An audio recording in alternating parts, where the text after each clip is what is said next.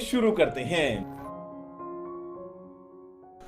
Electricity एक बहुत ही important form of energy है और ये मॉडर्न सारे डेवलपमेंट और एवोल्यूशन और इनोवेशन का सबसे इम्पॉर्टेंट इन्वेंशन जो है वो इलेक्ट्रिसिटी है। चाहे वो सारे डिवाइसेस हो जो कि हम घर में यूज करते हैं या बाहर में इंडस्ट्री में, सारे डिवाइसेस और जितनी भी तरह की मशीन्स और टेक्नोलॉजी हैं उनका डायरेक्टली या इनडायरेक्टली कनेक्शन इलेक्ट्रिसिटी से होता ही है। इतना इंपॉर्टेंट टॉपिक इलेक्ट्रिसिटी है, इसीलिए इस रिवीजन कोर्स में हम इसके डिफरेंट एस्पेक्ट को डिस्कस करेंगे इन शॉर्ट। इलेक्ट्रिक चार्ज कितना इंपॉर्टेंट है, आप इसका अंदाज़ा कुछ सवाल कुछ सिचुएशंस के बारे में डिस्कस करके आप जान सकते हैं। जैसे कि आप इस बारे में सोचें कि आपके बॉडी के डिफरेंट पार्ट, जैसे आपके लेग्स हैं या हैंड है या जो हेड है, वो सब आपस में क्यों जुड़े हुए हैं, आखिर किस फोर्स की वजह से वो सारी जो part different parts body parts है वो आपस में जुड़े हुए हैं। सेम क्वेश्चंस आप एक्सटेंड करके आप डिफरेंट चीज़ों के बारे में पूछ सकते हैं कि ट्रीज़ हैं या एनिमल्स हैं या पूरी प्लैनेट्स है या जो सोलर सिस्टम है, सन है इंडिविजुअली, वो सभी चीज़ें आकर उनके डिफरेंट पार्ट्स आपस में क्यों जॉइंट होते हैं। उनका मेजर रीज़न जो है इलेक्ट्रिकल फोर्स होता है, जिसका ओरिजिन इलेक्ट्रिक चार्ज होता है, जिस टॉपिक में डिस्कस करना है।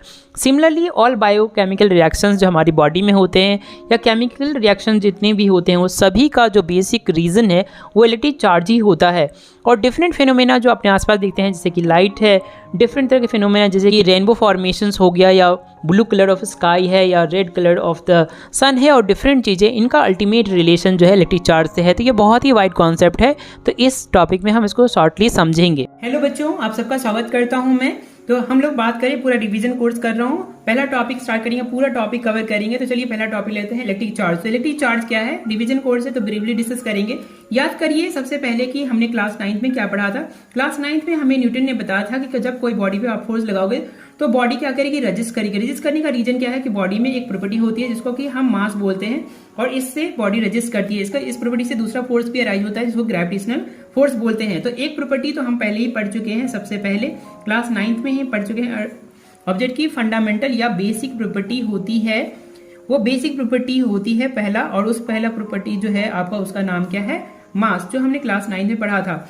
आगे एक्सपेरिमेंट से बहुत सारे एक्सपेरिमेंट, जैसे ग्लास रोड एक्सपेरिमेंट है और बहुत दूसरे एक्सपेरिमेंट से हमें पता चला कि ऑब्जेक्ट एक दूसरी प्रॉपर्टी भी रखती है। जैसे कि मान लीजिए आपके पास एक सिल्क रोड है और यहाँ पे ग्लास रोड है, तो आप इसको आपस में रब करोगे तो ये थोड़ी देर बाद आपस में अट्रैक्ट करने लगेगा। लेकिन अगर दूसरा ग्लास रोड को आप साथ में लेकर आओगे तो ये दोनों आपस में रिपेल करने लगेंगे। तो ये जो अट्रैक्शन और रिपेल्जन जो अराइज हो रहा है वो इसलिए अराइज हो रहा है बिकॉज ऑब्जेक्ट में एक नई प्रॉपर्टी भी है जो मास के अलावे है, और इसी प्रॉपर्टी का नाम हम लोग बोलते हैं इलेक्ट्रिक चार्ज। इलेक्ट्रिक चार्ज को हम Q से डिनोट करते हैं। अब नेक्स्ट क्वेश्चन आता है कि इलेक्ट्रिक चार्ज आता कहां से है। इलेक्ट्रिक चार्ज आता कहां से है, तो अब हम जानते हैं कि मॉडर्न फिजिक्स में कि हमारे सारे जो ऑब्जेक्ट है, जैसे ये ऑब्जेक्ट है एटम से मिलकर बना होता है। तो अगर हम एटम्स को देखेंगे तो एटम के हमारे दो मेन पार्ट होते हैं। बाहर में इलेक्ट्रॉन्स होता है जो चारों ओर घूमता रहता है, और अंदर में दो पार्टिकल होते हैं, इलेक्ट्रॉन और न्यूट्रॉन। तो हम जानते हैं कि देखिए साइंटिफिकली कि इलेक्ट्रॉन पे नेगेटिव चार्ज होता है और प्रोटॉन पे पॉजिटिव चार्ज होता है, और न्यूट्रॉन पे कोई भी चार्ज नहीं होता है। इस पे जितना चार्ज होता है हम जानते हैं 1.6 × 10⁻⁹ कूलम होता है। इस पे भी उतना ही चार्ज होता है, बट वो प्लस में होता है बिकॉज वो एक पॉजिटिव चार्ज है, और इस पे कोई भी चार्ज नहीं है, इस पे 0 चार्ज होता है। तो ये जो है फंडामेंटली जो इलेक्ट्रॉन प्रोटॉन जो चार्ज पार्टिकल है उसके वजह से सारी बॉडी चार्ज होती है। अब नेक्स्ट हम बात करेंगे कि टोटल अमाउंट ऑफ चार्ज किसी बॉडी पे कितना होता है। जैसे कि मान लीजिए कि इस केस की बात करें तो मान लीजिए हमारे पास एक सिल्क क्लॉथ है और हमारे पास ग्लास रोड है। अगर हम इसको आपस में रब करेंगे तो होगा क्या कि इलेक्ट्रॉन जो है ग्लास रोड से इसमें पास हो जाएगा। तो इलेक्ट्रॉन जो है इससे पास हो जाएगा तो ये नेगेटिव हो जाएगा, और ये क्या हो जाएगा, पॉजिटिव। तो ये कितना पॉजिटिव हो गया, कितना टोटल अमाउंट ऑफ चार्ज इस पे कितना है, इस पे, तो इस पे जितना नेगेटिव है उतना ही पॉजिटिव है, बिकॉज जितना इलेक्ट्रॉन इसमें ज्यादा है उतना ही इसमें प्रोटॉन ज्यादा है या पॉजिटिव चार्ज ज्यादा है। तो इसमें कितना टोटल अमाउंट ऑफ चार्ज होगा, बहुत ही सिंपल है। जितना इलेक्ट्रॉन गया है उस सभी के चार्ज को जोड़ दीजिए। तो इसमें जितना भी इलेक्ट्रॉन है हम सभी के इलेक्ट्रॉन को अगर हम जोड़ देंगे तो हमें इसका टोटल चार्ज मिल जाएगा। तो टोटल चार्ज जितना होगा वो सिंपली हम 10 टाइम बार होगा, 10 बार 100 बार होगा तो 100 बार। मान लीजिए 100 इलेक्ट्रॉन है तो 100 इंटू चार्ज ऑफ 1 इलेक्ट्रॉन। तो अगर n इलेक्ट्रॉन है इन जनरल किसी भी चार्ज को फाइंड करोगे तो n इलेक्ट्रॉन होगा। In total amount of charge जो होगा किसी बॉडी पर वो n होगा। प्लस या माइनस आप रख सकते हैं, प्लस फॉर पॉजिटिव चार्ज और minus for negative charge. Basic property क्या होती है चार्ज की, तो सभी जानते हैं कि लाइक चार्ज जो होते हैं वो आपस में रिपेल करते हैं। लाइक चार्ज कौन कौन होते हैं, लाइक चार्ज क्या हो सकता है, नेगेटिव एंड नेगेटिव हो सकता है, जैसे कि इलेक्ट्रॉन और इलेक्ट्रॉन आपस में रिपेल करेंगे, और पॉजिटिव चार्ज जैसे कि पॉजिटिव प्रोटॉन और प्रोटॉन आपस में रिपेल करेंगे। लेकिन अनलाइक जो चार्ज होते हैं, अनलाइक चार्ज होते हैं वो आपस में क्या करते हैं, अट्रैक्ट करते हैं। तो अनलाइक चार्जेस कौन होंगे, पॉजिटिव होगा एंड नेगेटिव होगा, आपस में अट्रैक्ट करेगा। जैसे कि इलेक्ट्रॉन और प्रोटॉन आपस में अपोजिट चार्ज है तो वो दूसरे को अट्रैक्ट करेगा। तो इतनी सिंपल सी स्टोरी है इलेक्ट्रिक चार्ज की। ये टॉपिक कवर हो गया। कंडक्टर्स और इंसुलेटर को डिस्कस करेंगे। सो कंडक्टर इंसुलेटर्स क्या होते हैं इसको डिस्कस करेंगे। यहाँ पर हमारे आसपास जो बहुत सारे डिवाइसेस हम आसपास यूज करते हैं उसके बारे में सोचिए। जैसे बल्ब है, कंप्यूटर है, टीवी, लैपटॉप्स है, फ्रिज है, रेफ्रिजरेटर है, मिक्सर्स है, बहुत सारी चीजें हैं। इस पे आप ध्यान से देख सकते हैं कि ये सारी चीजों में जो करंट है किसके थ्रू जाता है, किसी पार्टिकुलर मटेरियल के थ्रू जाता है। वो मटेरियल के थ्रू जो जाता है उस मटेरियल का नाम है कंडक्टर्स, बिकॉज वो इलेक्ट्रिसिटी को कंडक्ट करता है। जबकि हमारे पास उसी तरह के डिवाइसेस में जैसे लैपटॉप है, मोबाइल है, उसको हम पकड़ते भी, हम छूते भी हाथ पे, पर हमें कोई करंट में शॉक नहीं लगता है। बिकॉज उसका रीजन ये है कि वहां पे सब मटेरियल्स हैं जो कि आपको इलेक्ट्रिसिटी प्रोटेक्ट करते हैं। वो इलेक्ट्रिसिटी को स्प्रेड नहीं होने देते हैं, उस कंडक्टर से आगे नहीं जाने देते हैं, उसके रीजन को कन्फाइंड रखते हैं। और ऐसा मटेरियल जो इलेक्ट्रिसिटी कंडक्ट नहीं कर रहा है वो आपका इंसुलेटर है। हमारे पास दो तरह के बेसिक टाइप के मटेरियल्स होते हैं, एक जो इलेक्ट्रिसिटी को कंडक्ट करते हैं और एक इलेक्ट्रिसिटी को जो कंडक्ट नहीं करते हैं। जो इलेक्ट्रिसिटी को कंडक्ट करते हैं उनका नाम है कंडक्टर्स। ये दो टाइप के होते हैं, इनमें मेटल्स होता है और इनमें अलॉयज होता है। इसकी दो कैटेगरीज है। दूसरा टाइप का मटेरियल होता है जो इलेक्ट्रिसिटी को कंडक्ट नहीं करता है और इसको क्या बोलते हैं हम, इंसुलेटर्स बोलते हैं। जैसे कि रबर हो गया, प्लास्टिक हो गया, पेपर्स हो गया, एस्बेस्टस हो गया, ये सारी चीजें इंसुलेटर है। हमारे पास थर्ड टाइप की भी कैटेगरी है और वो है हमारे पास सेमी कंडक्टर्स। सेमी कंडक्टर्स बहुत ज्यादा इलेक्ट्रिसिटी कंडक्ट नहीं करते हैं जैसे कि इंसुलेटर करते हैं, ना ही बहुत कम करते हैं जैसे कि इंसुलेटर करते हैं। इनका कंडक्टिविटी जो है कंडक्टर और इंसुलेटर के बीच में होता है, इनको सेमी कंडक्टर बोलते हैं। दो एग्जाम्पल आप ध्यान रखेंगे, सिलिकॉन और जर्मेनियम। ओके, यहाँ तक सब कुछ ठीक है। अभी क्वेश्चंस पे आएंगे कि कंडक्टर आपकी इलेक्ट्रिसिटी को आसानी से कंडक्ट क्यों करते हैं और इंसुलेटर क्यों नहीं करते हैं। वेरी इंपॉर्टेंट क्वेश्चन है यहाँ पर। तो बेसिकली कोई भी कंडक्टर जो होता है उसमें वो एटम से बना होता है, मेटल के एटम से बना होता है, और एटम में जो बाहर वाला इलेक्ट्रॉन्स होता है वो फ्री होता है और इसलिए वो इलेक्ट्रिसिटी कंडक्ट करता है। हम एक पिक्चर के थ्रू आपको समझाते हैं। तो मान लीजिए हमारे पास एक कॉपर का वायर है। कॉपर के वायर को अगर हम छोटे छोटे पार्ट्स में देखेंगे तो ये सभी एटम से मिलकर बने हैं। अब इसका हम एक लार्ज पिक्चर लेंगे तो हम देखेंगे यहाँ पर कॉपर में कि इसके बाहर साइड में इलेक्ट्रॉन्स हैं और ये इलेक्ट्रॉन्स जो है मेटल के इलेक्ट्रॉन्स जो इसके न्यूक्लियस से हैं बहुत ही लूजली बाउंडेड हैं, इसीलिए इसको बहुत ही कम एनर्जी चाहिए इससे बाहर निकलने के लिए। तो रूम टेम्परेचर पर इनके पास इतनी काइनेटिक एनर्जी होती है जिससे कि ये आसानी से इस इलेक्ट्रॉन से बाहर, इस एटम से बाहर निकल जाते हैं। और इलेक्ट्रॉन से निकलने के बाद तो इस एटम से भी, इस एटम से भी, इस एटम से भी, इस एटम से भी, सारे एटम से इलेक्ट्रॉन निकल जाते हैं, फ्री हो जाते हैं और पूरे ही सब्सटेंस में, पूरे ही कॉपर मेटल में और मेटल के पूरे थ्रू आउट द बॉडी में घूम सकते हैं। तो ये सारे इलेक्ट्रॉन्स घूम सकते हैं। इनका स्पेशल नाम है, इसे बोलते हैं हम फ्री इलेक्ट्रॉन्स या कंडक्शन इलेक्ट्रॉन्स या मोबाइल इलेक्ट्रॉन्स। यह पहला रीजन है कि क्यों, सबसे फर्स्ट रीजन है कि क्यों कंडक्टर्स है जो मेटल अलॉयज है वो इलेक्ट्रिसिटी कंडक्ट करते हैं। सबसे पहले बात, उनके पास इलेक्ट्रॉन है जो फ्री है, वेरी वेरी इंपॉर्टेंट। उनके पास क्या है, फ्री इलेक्ट्रॉन्स है। इसका एक दूसरा भी रीजन है जो हम यहाँ डिस्कस करेंगे और वो ये है कि जब कॉपर की रेजिस्टिविटी भी बहुत कम होती है, रेजिस्टिविटी को हम रो से दिखाते हैं, ये भी बहुत कम होती है। बिकॉज रेजिस्टिविटी का मतलब हम लोग बाद में डिस्कस करेंगे अगर आपको नहीं आता है। तो सिंपली मतलब है कि जो इलेक्ट्रॉन एक एटम से दूसरी तरफ जाएगा तो वो आसानी से कोलाइड नहीं होगा, वो आसानी से जाता रहेगा और इसमें कोलिजन बहुत कम होगा, इसलिए इसकी रेजिस्टिविटी कम होगी। तो ये भी वेरी वेरी इंपॉर्टेंट पॉइंट है। तो इस तरह से हमारे पास दो पॉइंट बनते हैं कि एक फ्री इलेक्ट्रॉन्स है और दूसरा हमारे पास इसकी रेजिस्टिविटी लो है। तो दो रीजन है जिसकी वजह से कंडक्टर ऑफ इलेक्ट्रिसिटी होते हैं मेटल्स एंड अलॉयज। अब आते हैं हम इंसुलेटर पर। इंसुलेटर इलेक्ट्रिसिटी के बैड कंडक्टर होते हैं। ऐसा इसलिए है, जैसे एग्जांपल लीजिए जो रबर है, मान लीजिए ये रबर का मटेरियल है और ये भी एटम से बना हुआ है। लेकिन अगर हम इसको इलेक्ट्रॉन्स को बाहर देखेंगे कि बड़े पिक्चर में, तो इलेक्ट्रॉन जो है इसे बहुत ही स्ट्रांगली बॉन्ड है। इसीलिए वजह से रूम टेम्परेचर पे भी इतनी एनर्जी नहीं होती है कि इलेक्ट्रॉन बाहर आ सके और इसीलिए इनमें फ्री इलेक्ट्रॉन नहीं होता है या वेरी लेस होता है। और इसकी जो रेजिस्टिविटी भी होती है वो बहुत हाई होती है। हाइपोथेटिकली बात कर रहे हैं कि अगर मान लीजिए इलेक्ट्रॉन निकल भी जाता है इसमें, तो यहाँ से इलेक्ट्रॉन जैसे इसमें जाएगा तो अट्रैक्ट हो जाएगा और फिर यहाँ पर अटैच हो जाएगा, तो आगे वो मूवमेंट नहीं कर पाएगा और इसीलिए ये बैड कंडक्टर ऑफ इलेक्ट्रिसिटी है। करंट डिस्कस करेंगे अभी। इलेक्ट्रिक करंट क्या है, सबसे पहले इसका मीनिंग समझिए। इलेक्ट्रिक का मतलब होता है चार्ज और करंट का मतलब होता है फ्लो होना। सो अभी तक हमने चार्ज के बारे में पढ़ा है, तो इसका मतलब ये है कि मान लीजिए हमारे पास किसी भी तरह का एक कंडक्टर है, कंडक्टर में इलेक्ट्रॉन्स हैं, इलेक्ट्रॉन जब इसमें से फ्लो होगा तो इससे जो करंट बनेगा उसको हम बोलेंगे इलेक्ट्रिक करंट। सो इस तरह से इलेक्ट्रिक करंट का जो मतलब होता है, मीनिंग जो होता है, डिफिनेशन नहीं, मीनिंग समझते क्या है, उसका मतलब क्या है, वो है flow of charge in a direction. तो यानी कि जब भी कोई भी चार्ज पार्टिकल किसी एक डायरेक्शन में फ्लो होगा तो हम उसको बोलेंगे कि वो इलेक्ट्रिक करंट है। That is the meaning of electric current. अब नेक्स्ट बात करते हैं इलेक्ट्रिक करंट को डिफाइन कैसे करते हैं, तो यानी हम मेजर कैसे करते हैं, हम डिवाइसेस कैसे बनाएंगे, हम किसी को मेजर कैसे करेंगे, वो बहुत ही आसान है। सबसे पहले आपको क्या करना है, हमारे पास एक कंडक्टर है और हमारे पास एक बैटरी है। मान लीजिए 12 वोल्ट की बैटरी है। जैसी बैटरी आप लगाओगे तो इसमें करंट फ्लो होगा। उसका क्या मतलब है कि इसमें जो इलेक्ट्रॉन्स हैं ये यहाँ से फ्लो होने लगेंगे। तो जैसे ही ये फ्लो होने लगेगा, यहाँ पर ये हमारे पास बैटरी है और बैटरी ज्वाइन करने से इलेक्ट्रॉन यहाँ से मूव करना स्टार्ट होंगे, जिससे करंट फ्लो होगा। अब हम बात करते हैं इसको मेजर कैसे करेंगे। बहुत ही सिंपल है, आप अपना घड़ी ले लीजिए और घड़ी स्टार्ट कर लीजिए 0 पर और कहीं पोर्शन पे लोकेट हो जाइए।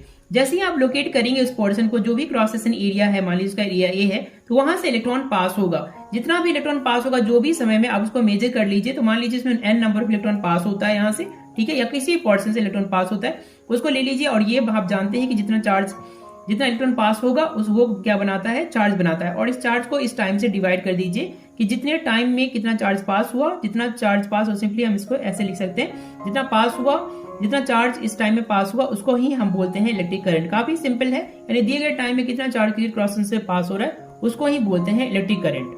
मान लीजिए ये हमारे पास सर्किट है, ये कंडक्टर है। इस कंडक्टर से मान लीजिए 1 सेकेंड में, मान लेते हैं यहां से हम देख रहे हैं 1 सेकेंड में मान लीजिए 5 कूलम चार्ज पास होता है, तो करंट कितना होगा, करंट सिंपली होगा कितना चार्ज पास हुआ और कितना टाइम लगा। तो चार्ज कितना पास हुआ, 5 कूलम, और कितना टाइम लगा, 1 सेकेंड टाइम लगा। तो चार्ज हो गया करंट हो गया 5 कूलम पर सेकेंड। इसको हम एम्पियर भी बोलते हैं, तो हम लोग रखेंगे 5 एम्पियर। क्वेश्चन आता है एग्जाम में, बार बार पूछा जाता है, उसको हम यहाँ बता देना चाहेंगे। क्वेश्चन ये होता है कि करंट क्यों फ्लो नहीं होता है किसी भी कंडक्टर में अगर हम वहाँ बैटरी नहीं लगाएंगे। अगर हम ये बैटरी यहाँ नहीं लगाएंगे तो इसमें करंट फ्लो नहीं होगा। इसका क्या रीजन है? इसका रीजन ये है कि जब आप बैटरी नहीं लगाओगे तो इन जो इलेक्ट्रॉन है इस कंडक्टर में उस पर कोई नेट फोर्स नहीं लगेगा। कितना होगा, 0। सिंस इस पे फोर्स नहीं लगेगा तो किसी भी डायरेक्शन में मूव नहीं करेगा। उस पे जो टेम्परेचर है, रूम टेम्परेचर, उसकी वजह से ये रैंडमली, थर्मल एनर्जी की वजह से रैंडमली मूव करेगा और इसीलिए यहाँ पे कोई करंट फ्लो नहीं करेगा। जब आप बैटरी लगाओगे तो इस पे फोर्स एक्सर्ट होगा ये डायरेक्शन में और इससे ये नेगेटिव से पॉजिटिव टर्मिनल की तरफ मूव करने लगेगा और इसलिए करंट इसमें फ्लो होगा। फाइनली हम देखते हैं कि किस डिवाइस से हम करंट को मेजर करते हैं। तो हम करंट को एक डिवाइस से मेजर करते हैं जिसका नाम है आमीटर, जिसका ये सिंबल होता है प्लस से माइनस, करंट इधर से इधर जाएगा। नेक्स्ट क्वेश्चन आता है कि इस आमीटर को हम सर्किट में कैसे लगाते हैं। तो हम सीरीज में लगाते हैं। सीरीज का मतलब होता है, आपके पास मान लीजिए सर्किट है और आपको इसमें आमीटर को ऐसे लगाना है, ऐसे लगाना है कि जो करंट इससे फ्लो हो रहा है वही करंट इससे भी पास होगा। तो इसको बोलते हैं सीरीज कनेक्शन। तो हम आमीटर कैसे लगाते हैं, सीरीज में लगाते हैं। यहाँ बात करेंगे इलेक्ट्रिक सर्किट के बारे में। सबसे पहले इसका क्या मतलब है इलेक्ट्रिक सर्किट का? सर्किट का मतलब ही है सर्कल। सर्कल यानी एक ऐसा पाथ जो क्लोज होता हो, यानी कोई ना स्टार्ट ना कोई एंड पॉइंट। इलेक्ट्रिक का क्या मतलब होता है पहले ही जानते हैं। इलेक्ट्रिक का मतलब होता है चार्ज, यानी कि हम एक ऐसी चीज के बारे में बात करने वाले हैं जहां जो चार्ज है एक बंद सर्किट में, एक बंद पाथ में घूमता रहेगा, उसी को हम बोलेंगे इलेक्ट्रिक सर्किट। चलिए थोड़ा सा और बात कर लेते हैं। हमने अभी तक पढ़ लिया है कि कंडक्टर क्या होता है। कंडक्टर ऐसा मटेरियल होता है जिसमें बहुत सारे इलेक्ट्रॉन्स होते हैं, फ्री होते हैं और इलेक्ट्रॉन को मूव कर सकते हैं जिससे कि हमें करंट फ्लो होगा। लेकिन इसको फ्लो कराने के लिए हमें क्या करना होता है, बैटरी करना होता है, बैटरी चाहिए होता है जिसमें प्लस टर्मिनल होता है, माइनस टर्मिनल। लेकिन जब तक आप इसको कनेक्ट नहीं करोगे तब तक तो कुछ नहीं होगा। तो जब आप इसे कनेक्ट कर देंगे तो यहाँ पाथ बन जाएगा, क्लोज रास्ता बन जाएगा और इससे जो है कि चार्ज यानी करंट जो है इसमें फ्लो होता रहेगा और इसी जो है क्लोज पाथ को, अरेंजमेंट को, जिससे कि हम जो करंट जो है या चार्ज जो है फ्लो होता रहता है थ्रू द कंडक्टर, उसको क्या बोलते हैं, इलेक्ट्रिक सर्किट बोलते हैं। आई होप यहाँ तक क्लियर हो गया होगा। इलेक्ट्रिक सर्किट बेसिकली 2 टाइप का होता है, ओपन और क्लोज। ओपन का मतलब होता है कि जब करंट फ्लो नहीं हो रहा हो। तो आप ये जानते हैं कि ऐसा कैसे होगा। तो अगर हमारे पास एक सर्किट है जिसमें कि बैटरी है, ये कंडक्टर है और ये स्विच है, लेकिन स्विच ओपन है। स्विच ओपन का मतलब है कि ये पाथ जुड़ा हुआ नहीं है, तो करंट फ्लो नहीं हो पाएगा। फ्लो होने के लिए पूरा सर्किट क्लोज होना चाहिए। तो ये ओपन है, तो इस स्विच ओपन है, इसीलिए ये सर्किट क्या होगा, ओपन सर्किट होगा। यानी ऐसा सर्किट जिसमें करंट फ्लो नहीं हो रहा होगा, करंट 0 हो जाएगा, उसको बोलेंगे ओपन सर्किट। इसी के अपोजिट जो है क्लोज सर्किट होगा हमारा, क्लोज सर्किट होगा। क्लोज सर्किट में स्विच ऑन रहेगा यानी कि सर्किट क्लोज रहेगा जिससे करंट फ्लो होगा और उसको क्या बोलेंगे हम ओपन सर्किट बोलेंगे। अब बात करेंगे हम सर्किट कंपोनेंट के बारे में। तो यहाँ हम देख सकते हैं सर्किट है, तो हम इस सर्किट में कौन कौन से कंपोनेंट का इस्तेमाल करते हैं उसको लिखना है। तो बहुत सारे करते हैं, आपको एग्जाम में उसके सिंबल्स और फंक्शन पूछे जाते हैं। तो इंपॉर्टेंट कंपोनेंट और उसके सिंबल्स को मैं यहाँ पर जल्दी जल्दी रिवाइज कर देता हूँ। सबसे पहले जो है हमारा पूछा जाता है कंडक्टर्स। तो कंडक्टर्स का जो सिंबल होता है वो ये होता है। इसके बाद आता है सेल। सेल का सिंबल ये होता है, इसमें ये पॉजिटिव टर्मिनल है और ये नेगेटिव टर्मिनल है। बैटरी जो होती है बहुत सारे सेल्स का कॉम्बिनेशन होती है। तो मान लीजिए 3 सेल है, तो ये पहला सेल हो गया, ये दूसरा सेल हो गया और ये हो गया आपका तीसरा सेल। तो मैंने तीनों सेल को कनेक्ट कर दिया, तो ये हो गई हमारी बैटरी। इसके बाद पूछा जाता है ओपन स्विच और क्लोज स्विच। तो ओपन स्विच इस तरह से हो गया और क्लोज स्विच जो है इसमें आप बीच में डॉट लगा दीजिए, क्लोज स्विच हो गया। इसका एक दूसरा भी सिंबल आता है, ये है आपका ओपन सर्किट और ये है आपका क्लोज्ड वन। इसके बाद आमीटर का भी आता है, तो आमीटर का ये आपका कंपोनेंट हो गया प्लस और ये माइनस, और वोल्ट मीटर भी आता है जिसके बारे में आगे बढ़ेंगे। इसके बाद वेरी इंपॉर्टेंट पॉइंट आता है वो है रियोस्टाट का। रियोस्टाट एक वेरिएबल रजिस्टर होता है जिसके रेजिस्टेंस को हम वेरी कर सकते हैं, उसका ये साइन होता है। इसका एक और साइन भी होता है।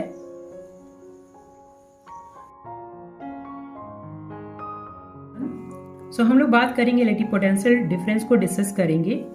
तो चलिए देखते हैं इलेक्ट्रिक पोटेंशियल डिफरेंस क्या होता है। सबसे पहले पोटेंशियल का मतलब होता है स्टोर्ड एनर्जी, और यहाँ पे एक दूसरा वर्ड है इलेक्ट्रिक। इस इलेक्ट्रिक का मतलब होता है चार्ज। सिर्फ हम करंट के बारे में डिस्कस कर रहे हैं, तो हम यहाँ देखेंगे कि हम चार्ज में जो कि सर्किट के अंदर होता है, कंडक्टर के अंदर मौजूद होता है, उसमें हम कैसे एनर्जी को स्टोर करते हैं। पर आपके मन में सवाल हो सकता है कि ऐसा क्यों करते हैं।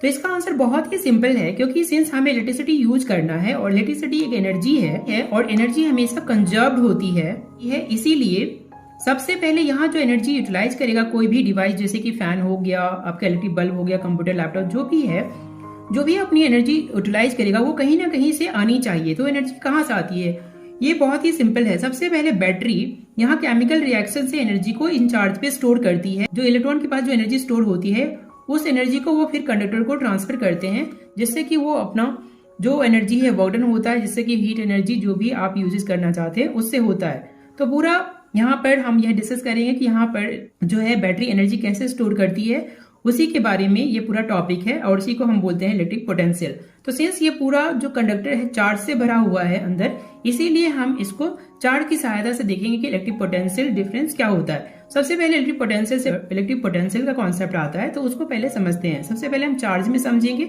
और उसके बाद हम इसको कंडक्टर के अंदर समझेंगे। तो सपोज करिए कि हमने यहाँ से कोई चार्ज उठाया, तो मान लीजिए पॉजिटिव चार्ज है और ये इसका इलेक्ट्रिक फील्ड है। इलेक्ट्रिक फील्ड का मतलब है कि यहाँ तक जो है इस चार्ज का फोर्स एक्सर्ट हो सकता है, इसको बोलते हैं इलेक्ट्रिक फील्ड। इसके बाहर ये जो रीजन है नॉन इलेक्ट्रिक फील्ड है, यहाँ फोर्स कितना है, 0।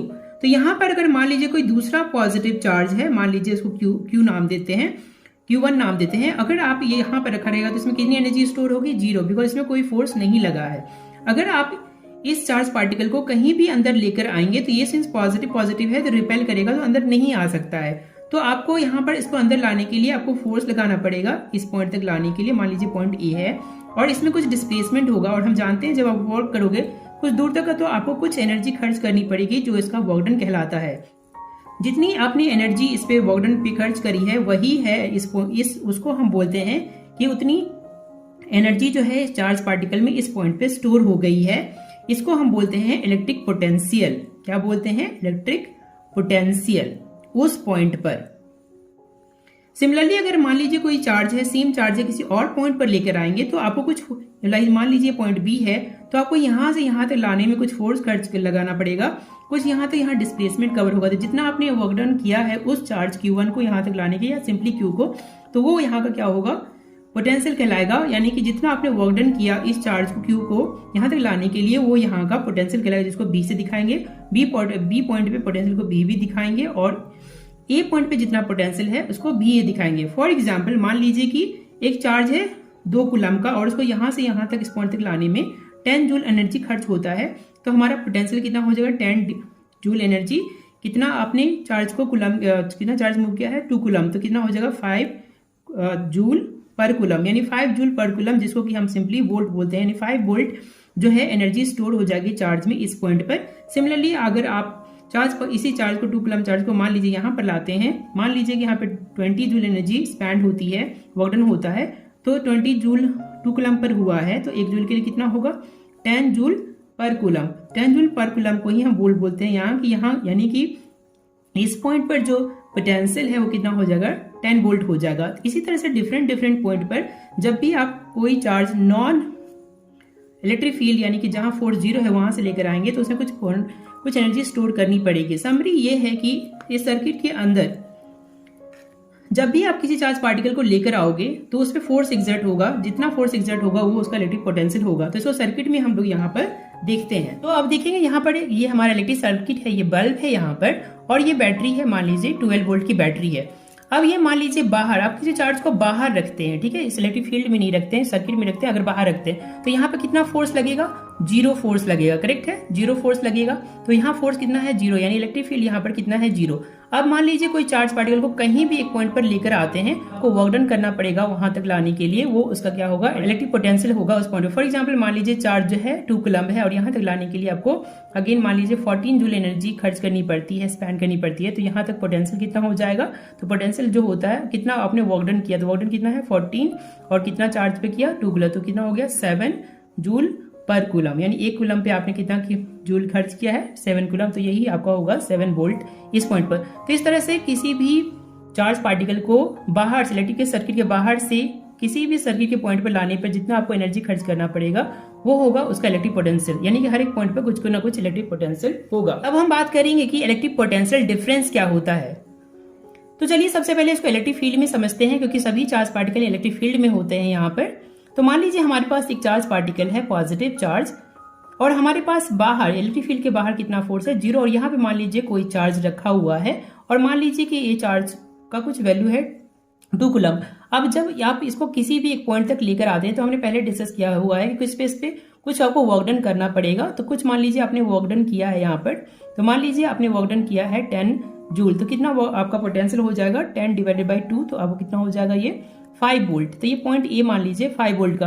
अब मान लीजिए सेम चार्ज पार्टिकल को किसी और पॉइंट पर लेकर आते हैं, मान लीजिए आपको 30 जूल एनर्जी स्पेंड करना पड़ा, वर्क डन करना पड़ा, तो कितना पोटेंशियल होगा 30 को इस चार्ज से डिवाइड करेंगे जैसे हमने यहाँ किया हुआ है, तो कितना हो जाएगा 15 वोल्ट, करेक्ट है। यहाँ पर अब क्वेश्चन आता है कि अगर हम फील्ड के अंदर इलेक्ट्रिक फील्ड के अंदर एक पॉइंट से दूसरे पॉइंट तक अगर हम चार्ज को मूव करेंगे तो कितना हमें वर्क डन करना पड़ेगा, that is the whole point. उसी को हम बोलेंगे इन दोनों के बीच का जितना पोटेंशियल डिफरेंस होगा, क्योंकि इसका भी पोटेंशियल है और इसका भी पोटेंशियल है, तो इन दोनों के बीच जो डिफरेंस होगा वो इलेक्ट्रिक पोटेंशियल कहलाएगा। तो यहां से यहां जब आप लेकर जाएंगे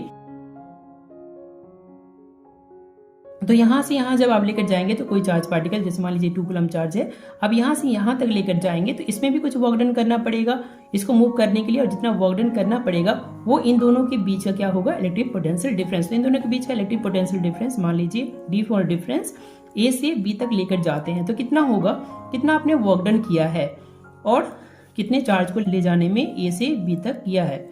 तो मान लीजिए यहाँ पर आपको यहाँ पर ले जाने में 20 जूल वर्क डन करना पड़ा है और चार्ज कितना है आपका 2 कूलम, तो कितना हो गया 10 वोल्ट, यानी कि यहाँ से यहाँ ले जाने पर आपका जो पोटेंशियल डिफरेंस है इन दोनों पॉइंट के बीच के वो कितना है 10 वोल्ट है। यहाँ एक वेरी इंपॉर्टेंट पॉइंट है कि जितना वर्क डन करना पड़ा है वो बराबर होता है इन दोनों पॉइंट के पोटेंशियल डिफरेंस का, यानी कि जो ये पोटेंशियल डिफरेंस ए बी है वो बराबर है इसको बी के पॉइंट के पोटेंशियल डिफरेंस माइनस इस ए पॉइंट के डिफरेंस के बराबर, यानी ये कितना था पोटेंशियल यहाँ पर ये 15 था और ये कितना था ये 5 था, तो 5 करेंगे तो कितना हो जाएगा 10 वोल्ट जो एग्जैक्टली सेम है। तो इस तरह से इलेक्ट्रिक पोटेंशियल जो है हमारे पास उसका 2 इक्वेशन हो जाएगा V B minus V A, और दूसरा इक्वेशन जो होगा वो हो जाएगा वर्क डन जो इन दोनों पॉइंट के बीच है ए बी डिनोटेड बाय कितना चार्ज लगा है। ये दोनों इंपॉर्टेंट है, आपके एनसीईआरटी बुक में इसको सिर्फ हम भी दिखाएंगे और ये वाला पॉइंट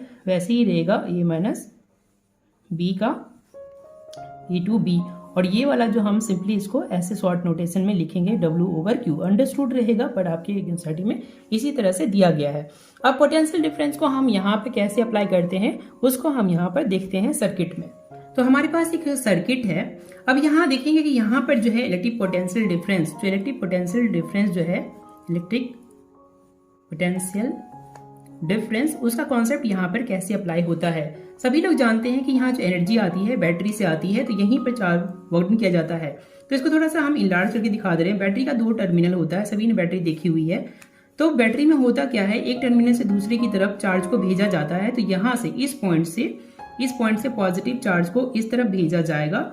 तो इस पे जितना रन करना होगा, तो मान लीजिए यहाँ पे Q कूलम चार्ज को यहाँ से यहाँ तक भेजने में W वर्क डन किया जाता है। तो पोटेंशियल कितना हो जाएगा, हम लोग जानते हैं वर्क डन बराबर Q। फॉर एग्जाम्पल बैटरी का वोल्टेज मान लीजिए 12 वोल्ट है। इसका मतलब है कि यहाँ पर 1 कूलम चार्ज को, अगर चार्ज 1 कूलम है तो यहाँ इससे इस तरफ भेजेंगे तो हमारे पास 12 जूल एनर्जी स्पेंड होगा। तो ये बैटरी के पोटेंशियल डिफरेंस का मतलब होता है। तो अब हम पोटेंशियल डिफरेंस को आगे हम सर्किट पे अप्लाई करेंगे। पोटेंशियल डिफरेंस जितनी बैटरी की है वो एनर्जी किसको देगा, आपके इलेक्ट्रॉन्स को देगा, ठीक है, या पॉजिटिव चार्ज को देगा। एजम्पशन बाय एजम्पशन, बिकॉज हम मानते हैं कि पॉजिटिव चार्ज फ्लो होता है। पॉजिटिव चार्ज फिर यहाँ मूव करेगा और फिर इस रजिस्टर से, यानी जो भी डिवाइस है उसमें जारी एनर्जी स्पेंड कर देगा। तो यहाँ से पास होने में फिर से आपको वर्क डन करना पड़ेगा, नेगेटिव वर्क डन इस चार्ज को मूव करने में। तो जितना चार्ज को यहाँ पर मूव करने में वर्क डन होगा, ये यहाँ का पोटेंशियल डिफरेंस होता है। तो सर्किट में एक पॉइंट से दूसरे पॉइंट ले जाने पर जितना आपको वर्क डन करना पड़ेगा, वो इलेक्ट्रिक सर्किट में पोटेंशियल डिफरेंस होता है। तो इस तरह से हम समरी में कह सकते हैं कि दोनों पॉइंट के बीच जितना वर्क डन करना पड़ता है वो उसका पोटेंशियल डिफरेंस कहलाता है। डिफरेंस को जिस डिवाइस से मेजर करते हैं उस डिवाइस का नाम क्या है, वोल्टमीटर। उसका सिंबल इस तरह से होता है। नेक्स्ट क्वेश्चन आता है कि उसको हम सर्किट में कैसे लगाते हैं। तो उसको सर्किट में हम पैरेलल में लगाते हैं। सर्किट में पैरेलल लगाने का ये मतलब है कि मान लीजिए हमारे पे एक सर्किट है, यहाँ पे एक रजिस्टर है और फिर यहाँ पर एक की है। तो हम इस वोल्टमीटर को इसके थ्रू हम जिसका वोल्टेज मेजर करना चाहते हैं उसके अक्रॉस इस तरह से लगाएंगे। प्लस और ये माइनस यानी करंट इसमें फ्लो होगा। सिंस पैरेलल में लगाने में वोल्टेज दोनों का सेम होता है, इसलिए हम इसको पैरेलल में लगाते हैं। तो ये पैरेलल में लगाया जाता है। नेक्स्ट क्वेश्चन आता है, यहाँ पर इंपॉर्टेंटली ध्यान रखना है कितना रेजिस्टेंस होता है वोल्टेज का। तो इसका रेजिस्टेंस वेरी वेरी हाई होता है। अगर आपसे पूछा जाए कि आइडियल रेजिस्टेंस का कितना होता है, आइडियल वोल्टमीटर कितना होता है, तो आइडियल वोल्टमीटर का रेजिस्टेंस जो होता है इनफाइनाइट होता है। हम ध्यान देंगे कि वो ओम्स लॉ क्या होता है, उसको रिवीजन करेंगे। तो हमने पास से पढ़ा हुआ है, लास्ट टॉपिक से मैंने पढ़ा है कि करंट क्या होता है। चार्ज को किसी सर्किट से, किसी कंडक्टर से मूव कराने में कितना चार्ज फ्लो होता है उसको करंट बोलते हैं। और वोल्टेज क्या होता है, उस चार्ज को मूव कराने में कितना वर्क डन होता है उसको वोल्टेज बोलते हैं। अब नेक्स्ट क्वेश्चन है, यहाँ पर एक बिग क्वेश्चन है कि इन दोनों में क्या रिलेशन होता है। रिलेशन क्या होता है ये डिस्कस करना है।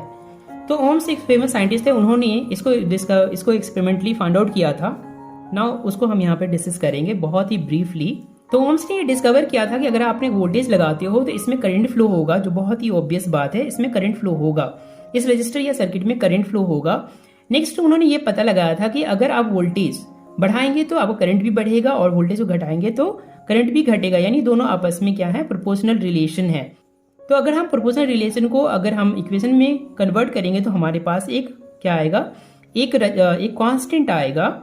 इस कांस्टेंट का स्पेशल नाम है, इसका नाम है रेजिस्टेंस। रेजिस्टेंस क्या होता है इसको हम थोड़ी देर बाद नेक्स्ट टॉपिक में डिस्कस करेंगे। तो इस छोटे से लॉ को ही हम क्या बोलते हैं, ओम्स लॉ बोलते हैं। इसमें एक कंडीशन है कि टेम्परेचर जो है इसको मेजरमेंट करते समय कांस्टेंट रहना चाहिए। क्यों कांस्टेंट रहना चाहिए, हम उसको डिस्कस करेंगे नेक्स्ट टॉपिक में। एक और इम्पॉर्टेंट बात जो यहाँ ध्यान रखनी है कि ये जो लॉ है, यहाँ पे जो मटेरियल यूज किया गया है वो सिर्फ और सिर्फ कंडक्टर्स हैं। कंडक्टर्स में आते हैं मेटल्स एंड अलॉयज। दूसरों के लिए जैसे दूसरों चीजों के लिए जैसे कि वैक्यूम ट्यूब हो गया, सेमीकंडक्टर के लिए है, उसके लिए लॉ जो है फेल हो जाएगा, इसको ध्यान रखना है। नेक्स्ट और आखिरी चीज, जब आप इसका ग्राफ खींचेंगे तो आपको ग्राफ कुछ इस तरह से मिलेगा। अगर ये मान लीजिए वोल्टेज है और ये करंट है, तो आप देख सकते हैं कि आप लीनियर इक्वेशन के कॉन्सेप्ट जानते हैं, इसका पावर 1 है, इसका पावर 1 है, इसका पावर 1 है, तो ये एक स्ट्रेट ग्राफ बनेगा। और यहाँ पे जो स्लोप होगा, स्लोप आप सभी समझते हैं स्लोप क्या है, कितना एंगल पे ये लाइन खड़ा है। तो मान लीजिए कि ये थीटा एंगल पे खड़ा है, यहाँ पे थीटा है, तो कितना आप एक्स डायरेक्शन में जाते हैं, कितना आप वाई डायरेक्शन में जाते हैं, तो यहाँ कितना करंट है और ये कितना वोल्टेज है, या सिंपली करंट और वोल्टेज आप लिख सकते हैं। तो स्लोप जो है हमारा यहाँ पर जो I/V है और वो बराबर होगा 1/R के। तो स्लोप इसके बराबर होता है, इसको ध्यान रखिएगा। ये भी पूछा जाता है कि इस ग्राफ से करंट और इसके बीच क्या रिलेशन है, तो इनके बीच दोनों प्रोपोर्शनल रिलेशन है। अब बात करेंगे रेजिस्टेंस क्या होता है।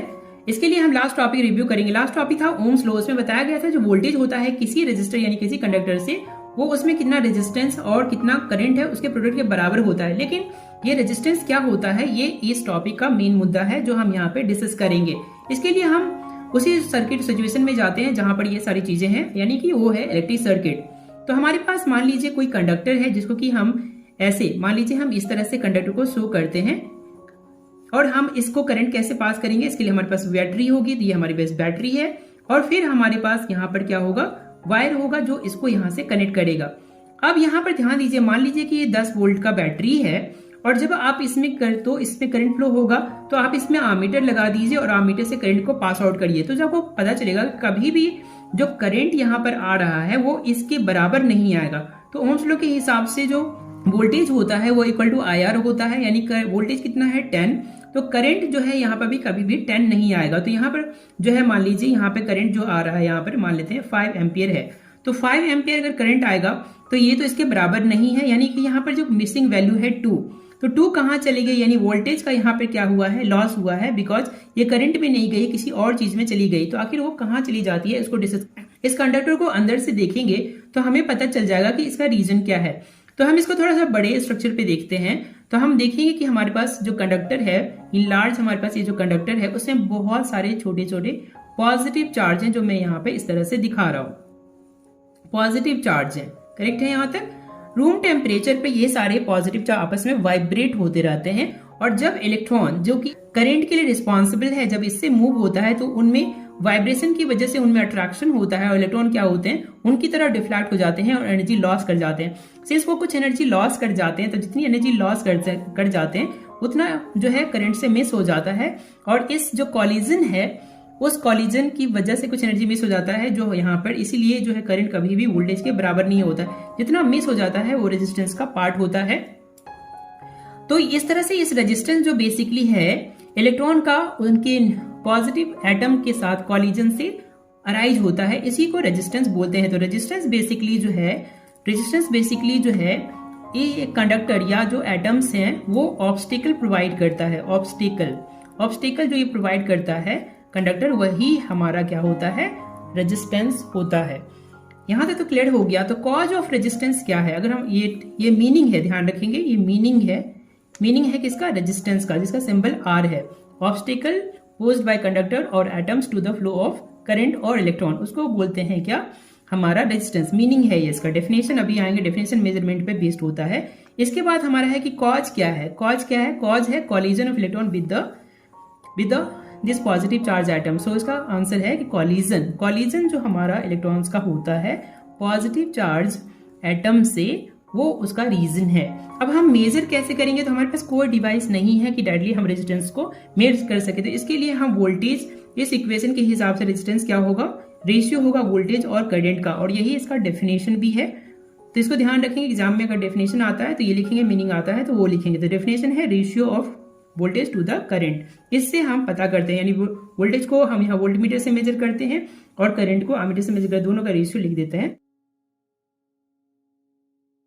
तो अब इस टॉपिक में हम बात करेंगे रेजिस्टेंस और इस फैक्टर के बारे में। हमने रेजिस्टेंस में हमने लास्ट टॉपिक में डिस्कस किया है कि अगर जब आपके पास कोई भी कंडक्टर होता है और आप उसको जब भी आप किसी सर्किट में लगाएंगे, बैटरी के साथ ऐड करेंगे तो बैटरी यहाँ कुछ वोल्टेज प्रोवाइड करेगी। मान लीजिए 10 वोल्ट वोल्टेज है तो इसमें कुछ करंट पास होगा, मान लीजिए 5 एम्पियर है, तो ओम्स लॉ के हिसाब से जो है हमारा IR होता है, तो इसमें कुछ रेजिस्टेंस भी आएगा। तो आप इस वैल्यू को इनपुट करेंगे तो हमारे पास 2 ओम जो है रेजिस्टेंस आ जाएगा, यानी यहाँ पे कुछ रेजिस्टेंस इसका कंडक्टर का आ रहा है जो कि कितना है, 2 ओम रेजिस्टेंस है। तो रेजिस्टेंस आता क्यों है, बिकॉज इलेक्ट्रॉन कोलाइड करते हैं, कॉलिजन की वजह से उनका एनर्जी लॉस होता है और इसको हम रेजिस्टेंस बोलते हैं।